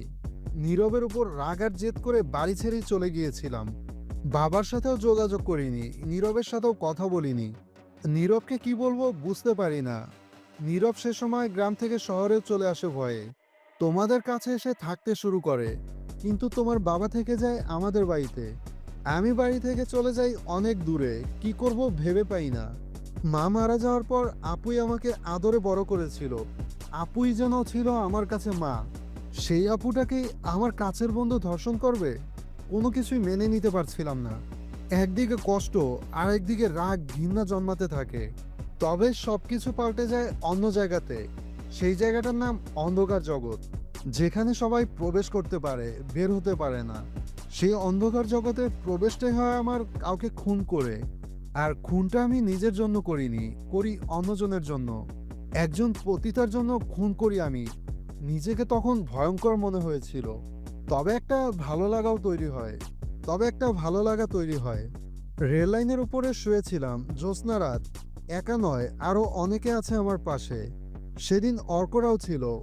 হঠাৎ দেখি একটা মেয়ে অর্কদের এসে জিজ্ঞাসা করে ট্রেন যাবে কখন। অর্ক জানতে চায় কেন। মেয়েটা বলে সুইসাইড করবে। খুব আগ্রহ জাগে মেয়েটার কথা শুনে। আমার থেকে কিছুটা বড়, আমার আপুর বয়সী ছিল। মানে মেয়েটা আমার থেকে 2-3 বছরের বড়। শুকনো মুখ, গোলগাল চেহারা, চোখের নিচে কালো দাগ পড়ে আছে, গালে গলায় কাঁধে কালো দাগ লেগে আছে। আমি যাই তার কাছে। কি হয়েছে আপনার, মরবেন কেন? খুশিতে মরবো। আসেন, আমিও মরবো, আমারও মরতে হবে। মেয়েটা নিলয়ের দিকে ভালো করে তাকায়। নিলয়ের পায়ে দামি জুতো, গায়ে দামি শার্ট। নিলয়কে দেখেই মেয়েটা বলে, তোর মরার শখ কেন? দেখে তো টোকাইদের মতো মনে হচ্ছে না। বড়লোক ঘরের ছেলে তো, মরবি কেন? আমার মায়ের মতো বোন মরে গেছে আত্মহত্যা করে, আমিও তার কাছে যেতে চাই। পাগল নাকি? জানিস আমি কেন মরবো? নাম কি নাম? তোমার? কতগুলো নাম আছে আমার। কেউ বলে মাগি, কেউ বলে বেশ্যা, কেউ বলে পতিতা, কেউ বলে কেউ বলে বেজন্মা। এগুলো তো অনেক বাজে শব্দ, এসব নাম হয় নাকি? ভালো নাম কি? ভালো নাম সেটা ভুলে যাই আমি। মাঝে মাঝে কেউ তিশা বলে ডাকে, তখন মনে পড়ে আমার নাম তিশা। তা ওসব বলে কেন তোমাকে? তোদেরকে আর কি বলবো, আমি তো ওটাই। আমার মা ফেলে রেখে চলে যায় এক লোকের সাথে। আমার মা তো বেচতে যায়, রেখে যায় আমাকে সৎ বাবার ঘরে। জানোয়ারটা কখনো আমাকে মেয়ে হিসেবে ভালোবাসেনি। শালা আমাকে পতিতালয়ে বিক্রি করে দেয়, সেখানে টাকাও হাতিয়ে নেয়। পতিতা মেয়ের দালাল সে। আমার কাছে কারো আসতে আমার বাবাকে ধরা লাগতো। শুনতে মজা না বল? কোনো মেয়ে পতিতা হলেও তার বাবা কি সেই মেয়ে দালাল হতে পারে? কথায় আছে না, তুই তো শালা মাগির দালাল। ঠিক ওটাই আমার সৎ বাবা করতো। যখন আমি পুরুষদের ফিরিয়ে দিতাম, চিৎকার চেঁচামেচি করতাম, তখন সে আমাকে মারতো। আমাকে মেরে শরীরের কোনো জায়গা বাদ রাখেই দাগ ফেলাতে। মার খেতে খেতে কতবার জ্ঞান হারিয়েছি। জ্ঞান ফেরতেই দেখতাম কোনো নতুন পুরুষ আমার পাশে বসে আছে। চোখ খুলতেই শুরু হতো তখন আমাকে ধর্ষণ। আমার বাবা শালা নেশাখোর, সব কিছু নষ্ট করেছে নেশার পিছনে ছুটে। যা ছিল বিক্রি করে নেশা করেছে। কাজ করতো না, অথচ নেশা করতো সারা দিন রাত ধরে। আর তার নেশাকে চলমান রাখতে ব্যবহার করে আমাকে। প্রথম দিন আমাকে দুজন লোক দিয়ে ধর্ষণ করায়, টাকা দেয় 20,000। এরপর আমাকে ঘরে আটকে রাখে। আর 6 মাস পর আমি পালিয়ে এসেছি। শালা আমার খুঁজতে বের হয়েছে, পিছনেই ছিল। আমি নিজেকে মেরে ফেলতে এসেছি। তোর নাম কি? এখানে কি করছিস? যা বাড়ি যা, তোর ভবিষ্যৎ ভালো আছে, বাড়িতে থাক। আপু মরছে তো কি হয়েছে, নিজের জীবনটা এভাবে শেষ করিস না। তিশার কথাগুলো নিলয়, অর্ক, সিয়াম আর মাসুম শোনে। চারজনই নতুন, কেউ কাউকে চেনে না। নিলয়ের দেখাদেখিতে ওরা গল্প শুনতে চলে এসেছে। সবার পরনে ময়লা ছেঁড়া হাফ প্যান্ট পরা, নিলয়ের গায়েই কেবল দামি পোশাক। এমন সময় দূর থেকে টর্চের আলো পড়ে ওদের উপর। তিশা বলে, চলে এসেছে, আজকে আমাকে মারবে। আমিও চাই মরে যেতে, আসুক আজকে। আজকেও তোমাকে মারবে না আপু? আমার একটা আপু হারিয়েছে, আর একটা আপু পেলাম, তুমি আমার আপু হয়ে থেকো। তিশা কেবল চুপচাপ তাকিয়ে থাকে নিলয়ের দিকে। কিছু সময় পর ওদের ভাবনাকে সত্য করে তিশার সৎ বাবা আরিফ মিয়া এগিয়ে আসলো, হাতে ভারী একটি লাইট। তিশাকে দেখতে পেয়ে লাইট দিয়ে পিঠের উপরে জোরে একটা মেরে দিয়ে বলে, তোরে আমি কত জায়গায় খুঁজছি, আর তুই এখানে এসে এদের সাথে শুধু খেলা খেলো। চল মা, বাড়ি চল, আজকে তোকে আধমরা করে রাখবো, তারপর 5 জনকে তোর ঘরে পাঠাবো, বুঝবি কেমন লাগে। চল, নেশার টাকা ফুরাইছে, টাকা লাগতো। আমার হাত ছাড় কুকুর, তোর মতো অমানুষের ঘরে কে যাবে? দূর হ খা পোলা। ওরে মা, আমারে উপরে চোখ পা, তোকে আজকে। আরিফ মিয়া পুরো কথাটা শেষ করতে পারেনি। তার মাথায় কে যেন খুব জোরে আঘাত করে পিছন থেকে। সবাই তাকিয়ে দেখে নিলয় দাঁড়িয়ে, হাতে একটা পাথর। আরিফ রেল লাইনের ওপরে বসে পড়ে। নিলয় লাথি দিয়ে ফেলে দেয়, হাত থেকে ভারী বিদেশি টর্চ পড়ে যায়। নিলয় সেটা তুলে নিয়ে লোকটার মাথায় কপাল সোজা জোরে পরপর 3 বার আঘাত করে। মাথা ফেটে ঘিলু বের হয়ে যায়। নিলয় হাঁপাতে থাকে। সোজা হয়ে দাঁড়ালো সে, চোখে মুখে রক্ত লেগে আছে, সারা গায়েও রক্ত। তার নিলয় এক দৃষ্টিতে তাকিয়ে থাকে লোকটার দিকে। নিলয় বলে, হতাশার দুঃখ, এরা জীবনের অদৃশ্য শিল্পী। তারা আমাদের হৃদয়ের ক্যানভাসে গভীর ছায়া আঁকে, জানি আলোকে সত্যিকারভাবে চিনে নিতে পারি। কখনো কখনো জীবন এমন এক শূন্যতায় দাঁড় করায় যেখানে সব শব্দ ম্লান হয়ে যায়, স্বপ্নরা ধুলোয় মিশে যায়, আর ভবিষ্যৎ যেন অসীম এক ধোঁয়াশা হয়ে ওঠে। কিন্তু এই ধোঁয়াশায় আমাদের চোখ খুলে দেয় সেই বাস্তবতার দিকে, যেখানে সুখের অর্থ আর ক্ষণিক আনন্দের মোহ আলাদা করে চেনা যায়। হতাশা শেখায় সহ্য করা, আর দুঃখ শেখায় গভীরভাবে ভালোবাসা। আসল শক্তি হলো এই ভাঙাচোরা সময়ের মধ্যেও নিজেকে হারিয়ে না ফেলা, বরং প্রতিটি ব্যথাকে রূপান্তরিত করা এক অনুপম শক্তিতে, যা আমাদের করে তোলে আরও মানবিক, আরও সংবেদনশীল, আরও শেখায় সত্যিকারের বেঁচে থাকা মানুষ হতে। আমি সত্যিকারের মানুষ হব, তোমার পাশে থাকবো আপু। আমরাও আছি। থর লাশটাকে ট্রেনের রাস্তার উপরে সাজিয়ে দে, ট্রেন আসলে মরবে। তারপর থেকে শুরু হয় ওদের 5 জনের জীবন। নিলয় এগুলো বলে থামলো। নিলয় এক দৃষ্টিতে দূরে তাকিয়ে আছে। সবাই শুনে চুপ হয়ে গেছে, কিন্তু নিলয়ের এখনো অনেক কিছু বলা বাকি। নেহা অবাক হয় তার ভাই এমন কিছু করবে। নিলয় নীরবকে কি সত্যি মেরেছে? নেহা বুঝতে পারছে না কি করবে। নিলয় বোতলের পানিগুলো একেবারে শেষ করে নেহার দিকে তাকিয়ে বলে, আমি আস্তে আস্তে আন্ডারওয়ার্ল্ডে প্রবেশ করি। আমি হয়ে যাই মাফিয়া, একটি জগৎ তৈরি করি। সেই জগতের নাম দিই রাফিয়ান। আর সেই রাফিয়ান জগতের রাজা আমি। রাফিয়ান জগতে সবকিছুই সম্ভব। এই জগতের মানুষের ভিতরে মায়াদয়া থাকে না, থাকে শুধু লোভ, হিংস্রতা আর স্বার্থপরতা। কিন্তু আমি তোমার ভাইকে মারিনি নেহা। নীরব আমার বোনকে ধর্ষণ করেনি, আমার বোনকে ধর্ষণ করেছে জীবন স্যার। নিলয়ের কথা শুনে সবাই চমকে ওঠে। নেহা আরো অবাক হয়। সে উঠে দাঁড়ায়, নিলয়ও উঠে দাঁড়ায়। নেহা বলে, কি বলছো তুমি? তুমি জানলে কিভাবে? মানে আমি কিছুই বুঝতে পারছি না। আপুর সাথে জীবন স্যারের সম্পর্ক ছিল। জীবন স্যার তার ক্যারিয়ারের জন্য আমার আপুকে ছেড়ে দেয়, কিন্তু দিনের পর দিন উনি আমার বোনকে ব্ল্যাকমেল করে ব্যবহার করেছে, আর সেটা নীরব দেখে ফেলে। তাই নীরবকে ফাঁসাতে জীবন স্যার সবকিছু সাজিয়ে বানিয়ে বলে যেন আমি নীরবকে মেরে ফেলি। কিন্তু আমি নীরবকে মারিনি, আমি তো জীবন স্যারকে মেরে ফেলেছি। রাহিলকে মেরেছি তার জন্য, আর নিজের জন্য মেরেছি জীবনকে। এখনো একজন বাকি, সে হলো গ্যাংস্টার লর্ড। আমি জানি সে কে, তাকেই মারতে যাব আমি এখন। আমার বোনকে জীবন স্যার মেরেছে, আমি জীবন স্যারকে মেরে ফেলেছি। কিন্তু এই রাফিয়ান জগতে এখনো একজন জানোয়ার আছে, তাকে মেরে ফেললেই সব শেষ। আমি রিশান নীরবকে মারিনি। আমি জানি তুমি নীরব ভাইয়াকে মারোনি, চিন্তা করো না। এমনকি তুমি রাহিলকেও মারোনি। রাহিলকে এমন জায়গাতে গুলি করেছিল সে বেঁচে যেত। তবে জীবনকে মেরেছো, ভালো করেছো। তোমাকে আর কোথাও যেতে দিব না, তোমাকে আমি রেখে দেব। রেখে দাও। নিলয় কথাটা বলে জড়িয়ে ধরে নেহাকে। এমন সময় কতগুলো পুলিশ আসে ভার্সিটির ভিতরে। নিলয় ভয় পায়। নেহাকে ছেড়ে দিয়ে সে চলে আসতে যাবে, তখনই নিলয় অনুভব করে কে যেন তার মাথায় পিস্তল ঠেকিয়েছে আর পিছন থেকে বলছে, পালাবে কোথায়? 5 বছর ধরে তোমাকে খুঁজছি আমি। এবার তো আর যাবার সুযোগ নেই তোমার। তুমি কি ভাবো পুলিশ তোমাকে এমনি এমনি ভয় পায়? না রে পাগলা, পুলিশ তোমাকে ভয় পায় না, ভয় পাওয়ার নাটক করে আমার জন্য। নিলয় চমকে ওঠে। কণ্ঠটা তার খুব চেনা। সে যে আর কেউ নয়, সে হলো নিলয়। তার গলার স্বর শুনে অবাক হয়। সে দ্রুত ঘুরে তাকায়, কিন্তু নিলয় যা দেখলো তা কখনো কল্পনাও করেনি সে। নিলয় ঘুরেই দেখতে পায় নেহা পিস্তল হাতে দাঁড়িয়ে আছে। পিস্তলটা নিলয়ের পেট সোজা করা। নিলয় যেন নিজের চোখকে বিশ্বাসই করতে পারছে না। নিলয় অবাক হয় নিজেকে, তবুও সামলে নিয়ে নিলয় বলে, নেহা তুমি মজা করছো তাই না?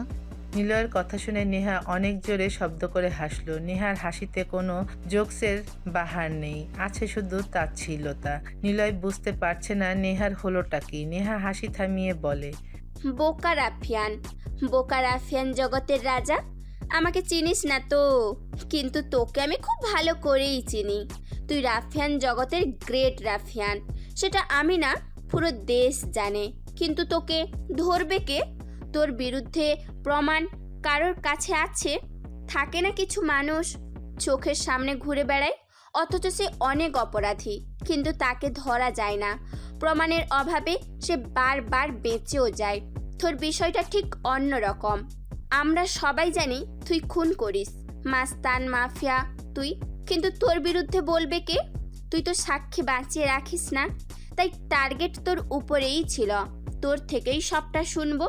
ওহ, তোকে তো বলা হয়নি, আমি গোয়েন্দা বিভাগের police bureau head officer miss Aritra. Neha হিসেবে যাকে তুই চিনিস সে তো দেশেই থাকে না রে, সে নওশাদের মেয়ে। কিন্তু একটা গেমস খেলা হয়েছে। নওশাদের স্ত্রী রেখা বেগম শহরে আসার পর ড্রাগস বিজনেসে জড়িয়ে পড়ে। কিভাবে জানিস? তার চাচা রাজনৈতিক নেতা ছিল। সেই পাওয়ারে রেখা বেগম অনেক স্বপ্ন দেখে, টাকা চায় তার অনেক। সে টাকার জন্য ড্রাগস বিজনেস করে। পুতুলের মাধ্যমে বিদেশ থেকে অনেক দামি ড্রাগস সে নিয়ে আসতো। কয়েক মাসের ভিতরেই রেখা বেগম কোটি কোটি টাকার মালিক হয়। এই কালো টাকাকে সাদা করতে তার ছেলেকে ক্রিকেটার বানিয়ে দেয়, তার মেয়েকে বাইরে পাঠিয়ে দেয় সুতার বিজনেস করতে, যাতে করে সবাই জানবে যেন তারা সুতার বিজনেস করছে। কিন্তু নেহা ছিল আরও ধান্দাবাজ। সে বিদেশে গিয়ে এমবেসি খুলে বসে, দালাল হায়ার করে বিদেশের লোক পাঠানোর বিষয়ে, মানে আমেরিকার থেকে ভিসা পাঠাবে সে। দালালগুলো সেই ভিসা মেয়েদেরকে দিবে, মেয়েদেরকে কাজের নাম করে নেহা ওদেরকে নিয়ে যেত বিদেশে। তারপর সেই মেয়েগুলোকে বিক্রি করতো নেহা। সব ভালোই চলছিল, কিন্তু সমস্যা বাধে নওশাদকে নিয়ে। বেচারা হুট করে গ্রাম থেকে চলে আসে শহরে। নীরব তার তখন প্রায় প্রতিষ্ঠিত ক্রিকেটার। ওহ, আরেকটা কথা, নেহা নীরবে সম্পর্ক খুবই খারাপ ছিল। নেহা কখনো নীরবকে সহ্য করতেই পারতো না, কারণ তার মাকে রেখে সে তার বাবার সাথে থাকতে চাইতো সেই কারণে। আর নীরব তো ছিল বেশ মুড্ডি লোক। নেহার সাথে তার কখনো দেখাই হয়নি 10 বছরের ভিতরে।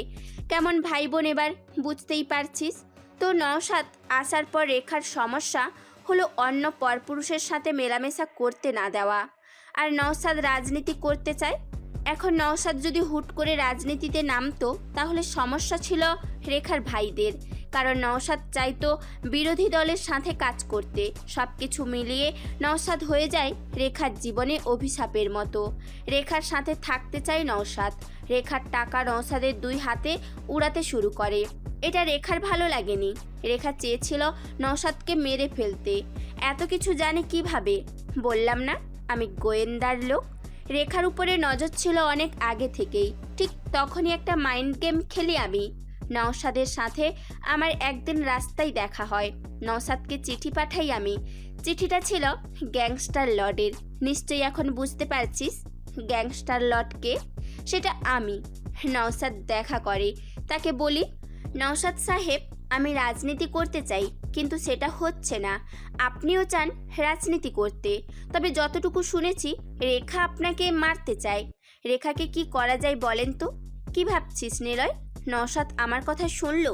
প্রথমে তো শুনতে চায়নি, কিন্তু পরে যখন আদনান সাহেবের খুনের হিস্ট্রি নওশাদকে বললাম, তখন সে রাজি হয়ে যায় আমার সাথে কাজ করার। নেহার মানে আরিদ্রার কথা শুনে নিলয় যেন হাঁ হয়ে যায়। জীবনে প্রথমবার নিজেকে এত এত বাচ্চা মনে হচ্ছে, যেটা নিলয়ের নিজের কল্পনার বাহিরে। আরিদ্রা আদনানের কথা বলল, যেটা শুনেই নিলয় বলল, আদনান? আদনান হাসান? হ্যাঁ, যার দুধের ফ্যাক্টরি ছিল। আদনান ছিল আমার বাবার বন্ধু।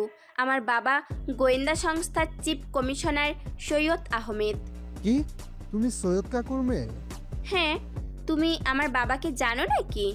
তোমার গায়ের উপর প্লাস্টিকের সাপ ছুঁড়ে মারার পর তুমি দৌড়ে এসে যার গালে কামড় দিয়েছিলে, সেই ছেলেটাই আমি। কি? তুমি সেই নিলয়? মানে তুমি আদনান আঙ্কেলের ছেলে? যাই হোক, তুমি কি বললা? নওশাদ আমার বাবার বিষয়টা কি? তুমি এত বোকা রাফিয়ান। তোমাকে রাফিয়ান বানিয়েছে কে ভাই?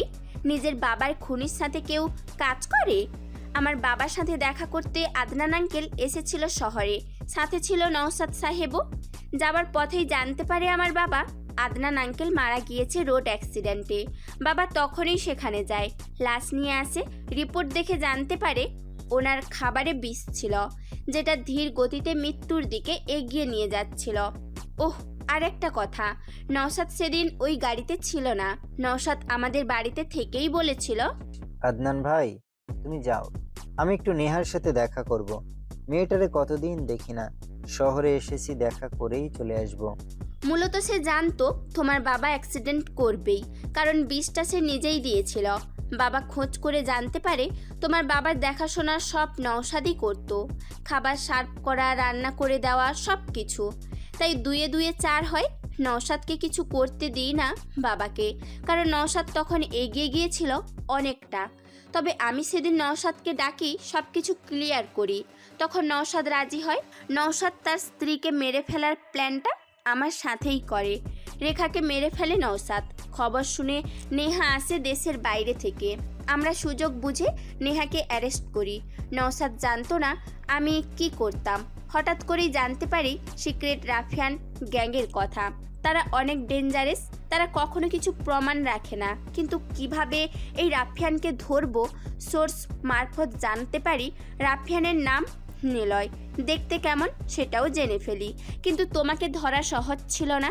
যা প্ল্যান করতাম তা কিছুই হতো না।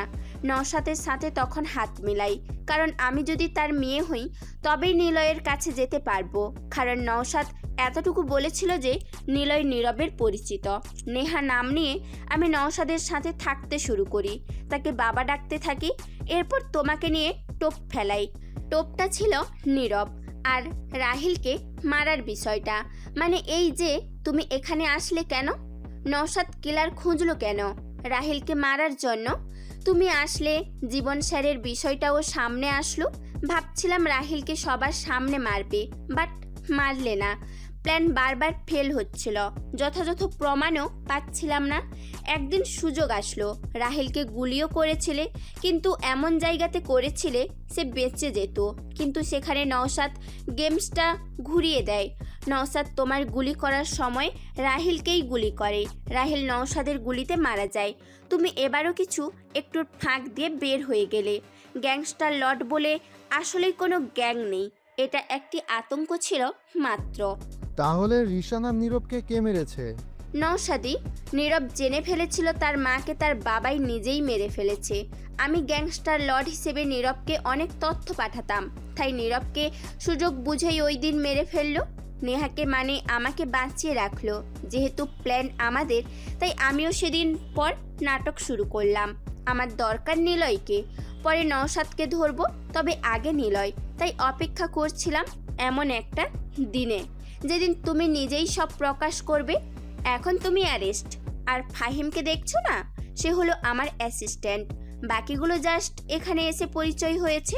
আরিদ্রার কথা শুনে নিলয় তার দিকেই তাকিয়ে আছে। মেয়েটা কি বুদ্ধিমান। নিলয় সবাইকে নিয়ে খেললেও নিলয়কে নিয়ে আরিদ্রা খেলেছে। আরিদ্রা নওশেদকে জানিয়ে দেয় নিলয় অ্যারেস্ট, নিলয়কে গুম করা হবে। নওশেদ বসা থেকে উঠে দাঁড়ায়, লাঠিটা ফেলে দেয় তিনি। পা তার বহু আগেই ঠিক হয়ে গিয়েছিল। নওশেদ সাহেব হাসতে থাকে, হাসতে হাসতে বলে, সময় এটা আমাদের চোখের সামনে দিয়ে প্রতিনিয়ত চলে যাচ্ছে, অথচ আমরা কোনো দিন তাকে ছুঁতে পারি না। সময়কে ধরা যায় না, থামানো যায় না, শুধু অনুভব করা যায়। এটা একটা নদীর মতো, যার স্রোতে আমরা ভেসে চলেছি। কেউ গন্তব্যে পৌঁছে যায়, কেউ মাঝপথেই থেমে যায়। আমরা প্রায়ই বলি সময় নেই, অথচ সময় তো সব সময় থাকে। আমরাই তাকে হারিয়ে ফেলি অন্য কিছুতে। সময় আমাদের শেখায় ধৈর্য, ব্যর্থতা, প্রাপ্তি, অপেক্ষার ছাড় দেওয়ার মূল্য। অনেক কিছুই একসময় খুব গুরুত্বপূর্ণ মনে হয়, পরে বুঝি সময়ই ছিল আসল শিক্ষক, যেটা আমাদের চোখ খুলে দেয়। রাত, জানো তো, সময় কারোর জন্য অপেক্ষা করে না। এই সময়কে বন্ধু করে নিতে হয়। শত্রু বানালে সে আমাদের সব কিছু কেড়ে নেয়। সময়ের সুযোগে আমি ছক্কা মারলাম। শালে একটা বউ পেয়েছিলাম, আমি পুরাই মাগি ছিল। নেতার সাথে ঘুরতো, আমি নেতা হয়ে গেলাম তাকে মেরে দিয়ে। আদনানকে মারলাম, রাহিলকে মারলাম, নিলয়কে দিয়ে জীবনকেও মেরে ফেললাম। আরে ভাই, সব কিছু নীরব জানতে পারলো, নীরবকেও মেরে দিলাম। তোমার ভাই রিশানকেও মেরেছি আমি। ভয় পেও না রাজ, তোমার মতো একটা কুত্তা নেতাদের সাথে থাকলে কুত্তারই লাভ। আমি এখন প্রধানমন্ত্রী। এই চেয়ারটা পাওয়ার জন্য আমি সব কিছু করেছি। বছরের পর বছর আমি অপেক্ষা করেছি। আমি এই ক্ষমতাটা পাবার জন্য নিজেকে সব সময় প্রস্তুত করেছি। পেয়ে গেলাম এখন, ভয় নেই আর। না না না, একটা ভয় তো আছেই, সেটা হলো অরিদ্রা। শালা বুড়ো বিউরো গোয়েন্দার মেয়ে, তাকে আজকে বোঝাবো আমি কি করতে পারি। গোয়েন্দা বুড়োকে তুলে নিয়ে এসো আমার বাংলোতে, তারপর অরিদ্রার ব্যবস্থা করছি। নিলয় এখন নেই, সে অ্যারেস্ট। অরিদ্রা যেখানে নিলয়কে চালান করেছে, নিলয়ের কোনো ক্ষমতা নেই সেখান থেকে ফিরে আসার। অরিদ্রাকে সরাতে পারলেই আমি রিল্যাক্স। সব কিছু রেডি করো। নওশেদের কথা শুনে রাজ হা করে তাকিয়ে থাকে। লোকটাকে যতই সহজ মনে হতো, নওশেদ তা নয়, সে অনেক ভয়ঙ্কর। রাজের যে এখন কিছুই করার নেই। রাজ তার মর্জি মতো কাজ করতে ব্যস্ত হয়ে যায়। রাজ বেরিয়ে পড়ে সৈয়দকে তুলে আনতে। নিলয় ও তার লোকদের আরিদ্রা আটকে রেখেছে থানাতে, তবে এটা অন্য থানার থেকে আলাদা। মিটমিটে আলো, অন্ধকার একটি সেল। নিলয় চুপচাপ হেলান দিয়ে বসলো দেয়ালে। অর্ক নিলয়কে বলে, ভাই, সবই হারালে তুমি, মা বাবা বোন, আর শেষে এসে ভালোবাসাটাও। তুমি বড্ড অভাগা গো। হাসছো কেন তুমি? লোভ মানুষের অন্তর্গত এক প্রাচীন বাসনা। জন্মের মুহূর্ত থেকে মানুষ চায় ভালোবাসা, স্নেহ, নিরাপত্তা। এই চাওয়া যখন প্রয়োজনের সীমা পেরিয়ে অতিরিক্ত আকাঙ্ক্ষার রূপ নেয়, তখনই জন্ম হয় লোভের। লোভ এমন এক আগুন যা প্রথমে উষ্ণতা দেয়, কিন্তু ধীরে ধীরে সবকিছু পুড়িয়ে ছাই করে ফেলে। সো লোভ কখনোই শুধু বস্তুগত নয়, তা হতে পারে খ্যাতির লোভ, ক্ষমতার লোভ, প্রশংসার লোভ।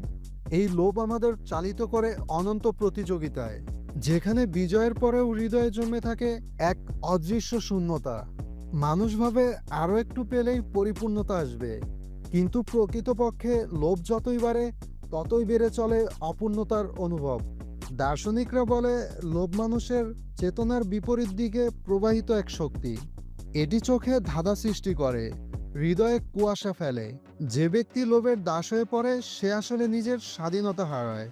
তার চাওয়া তাকে নিয়ন্ত্রণ করতে শুরু করে। নওশেদ লোভ করেছে, খেলা এখনো শেষ হয়নি, সুপার ওভারে এসেছে। ব্যাট যে এখন আমাকে করতে হবে রে পাগলা, অপেক্ষা কর, হাসির কারণ জানতে পারবি।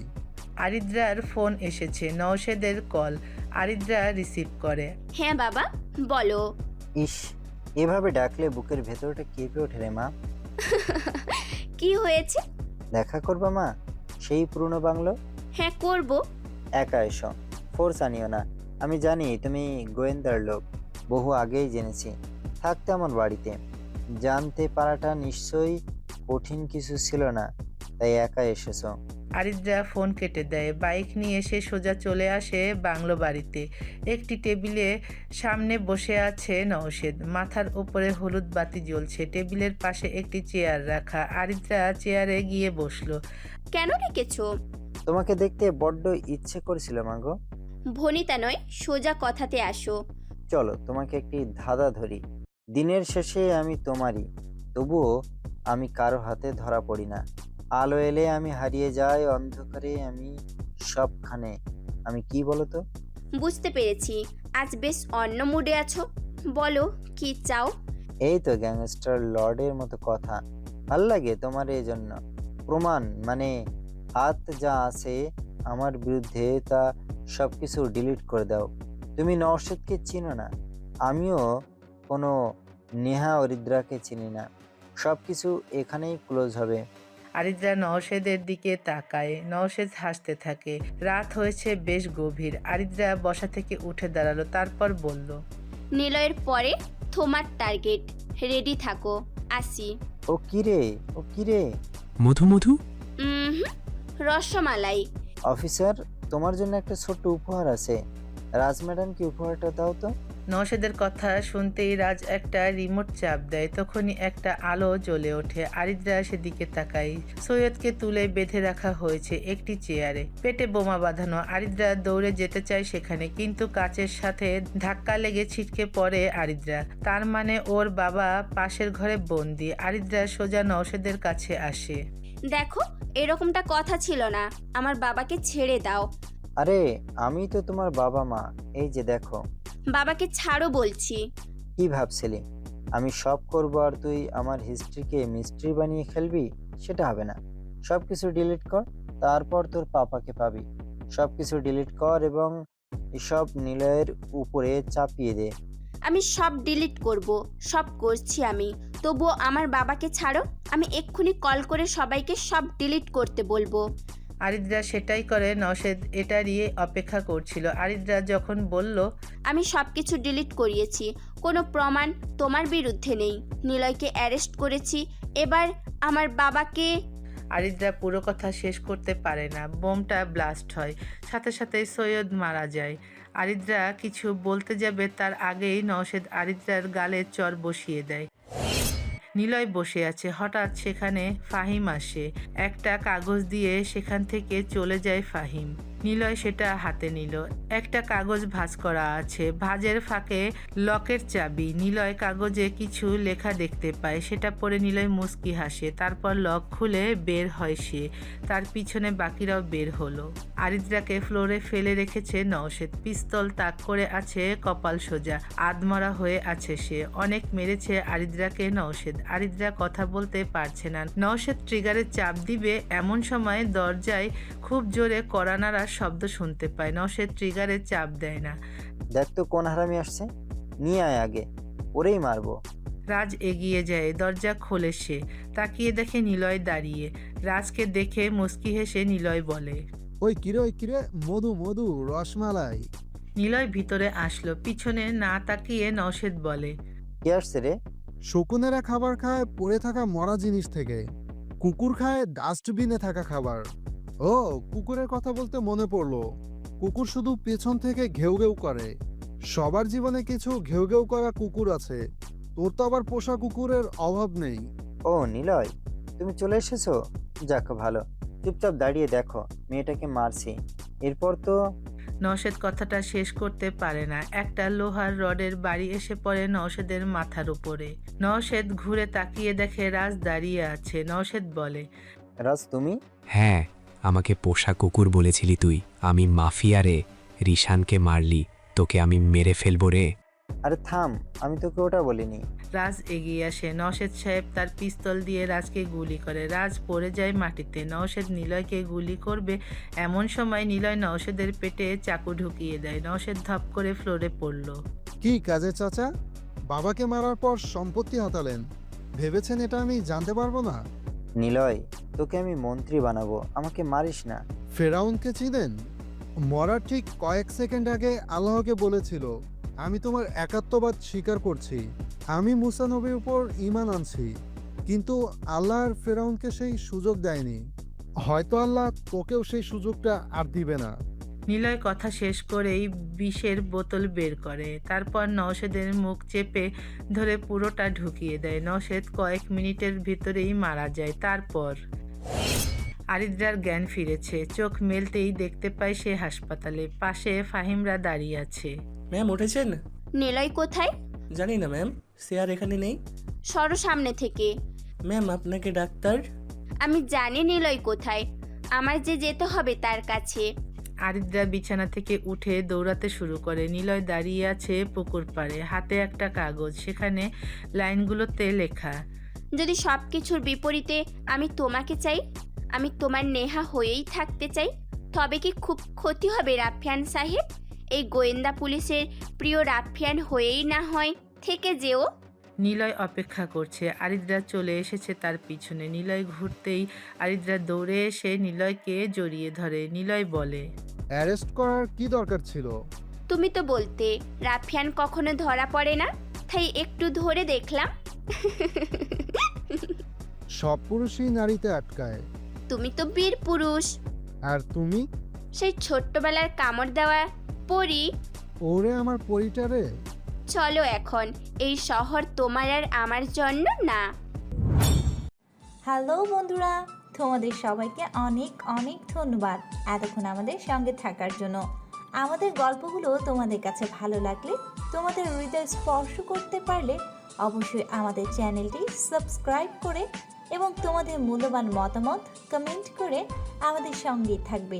আর হ্যাঁ, গল্পটি ভালো লাগলে অবশ্যই তোমাদের বন্ধুদের সাথে শেয়ার করতে ভুলবে না।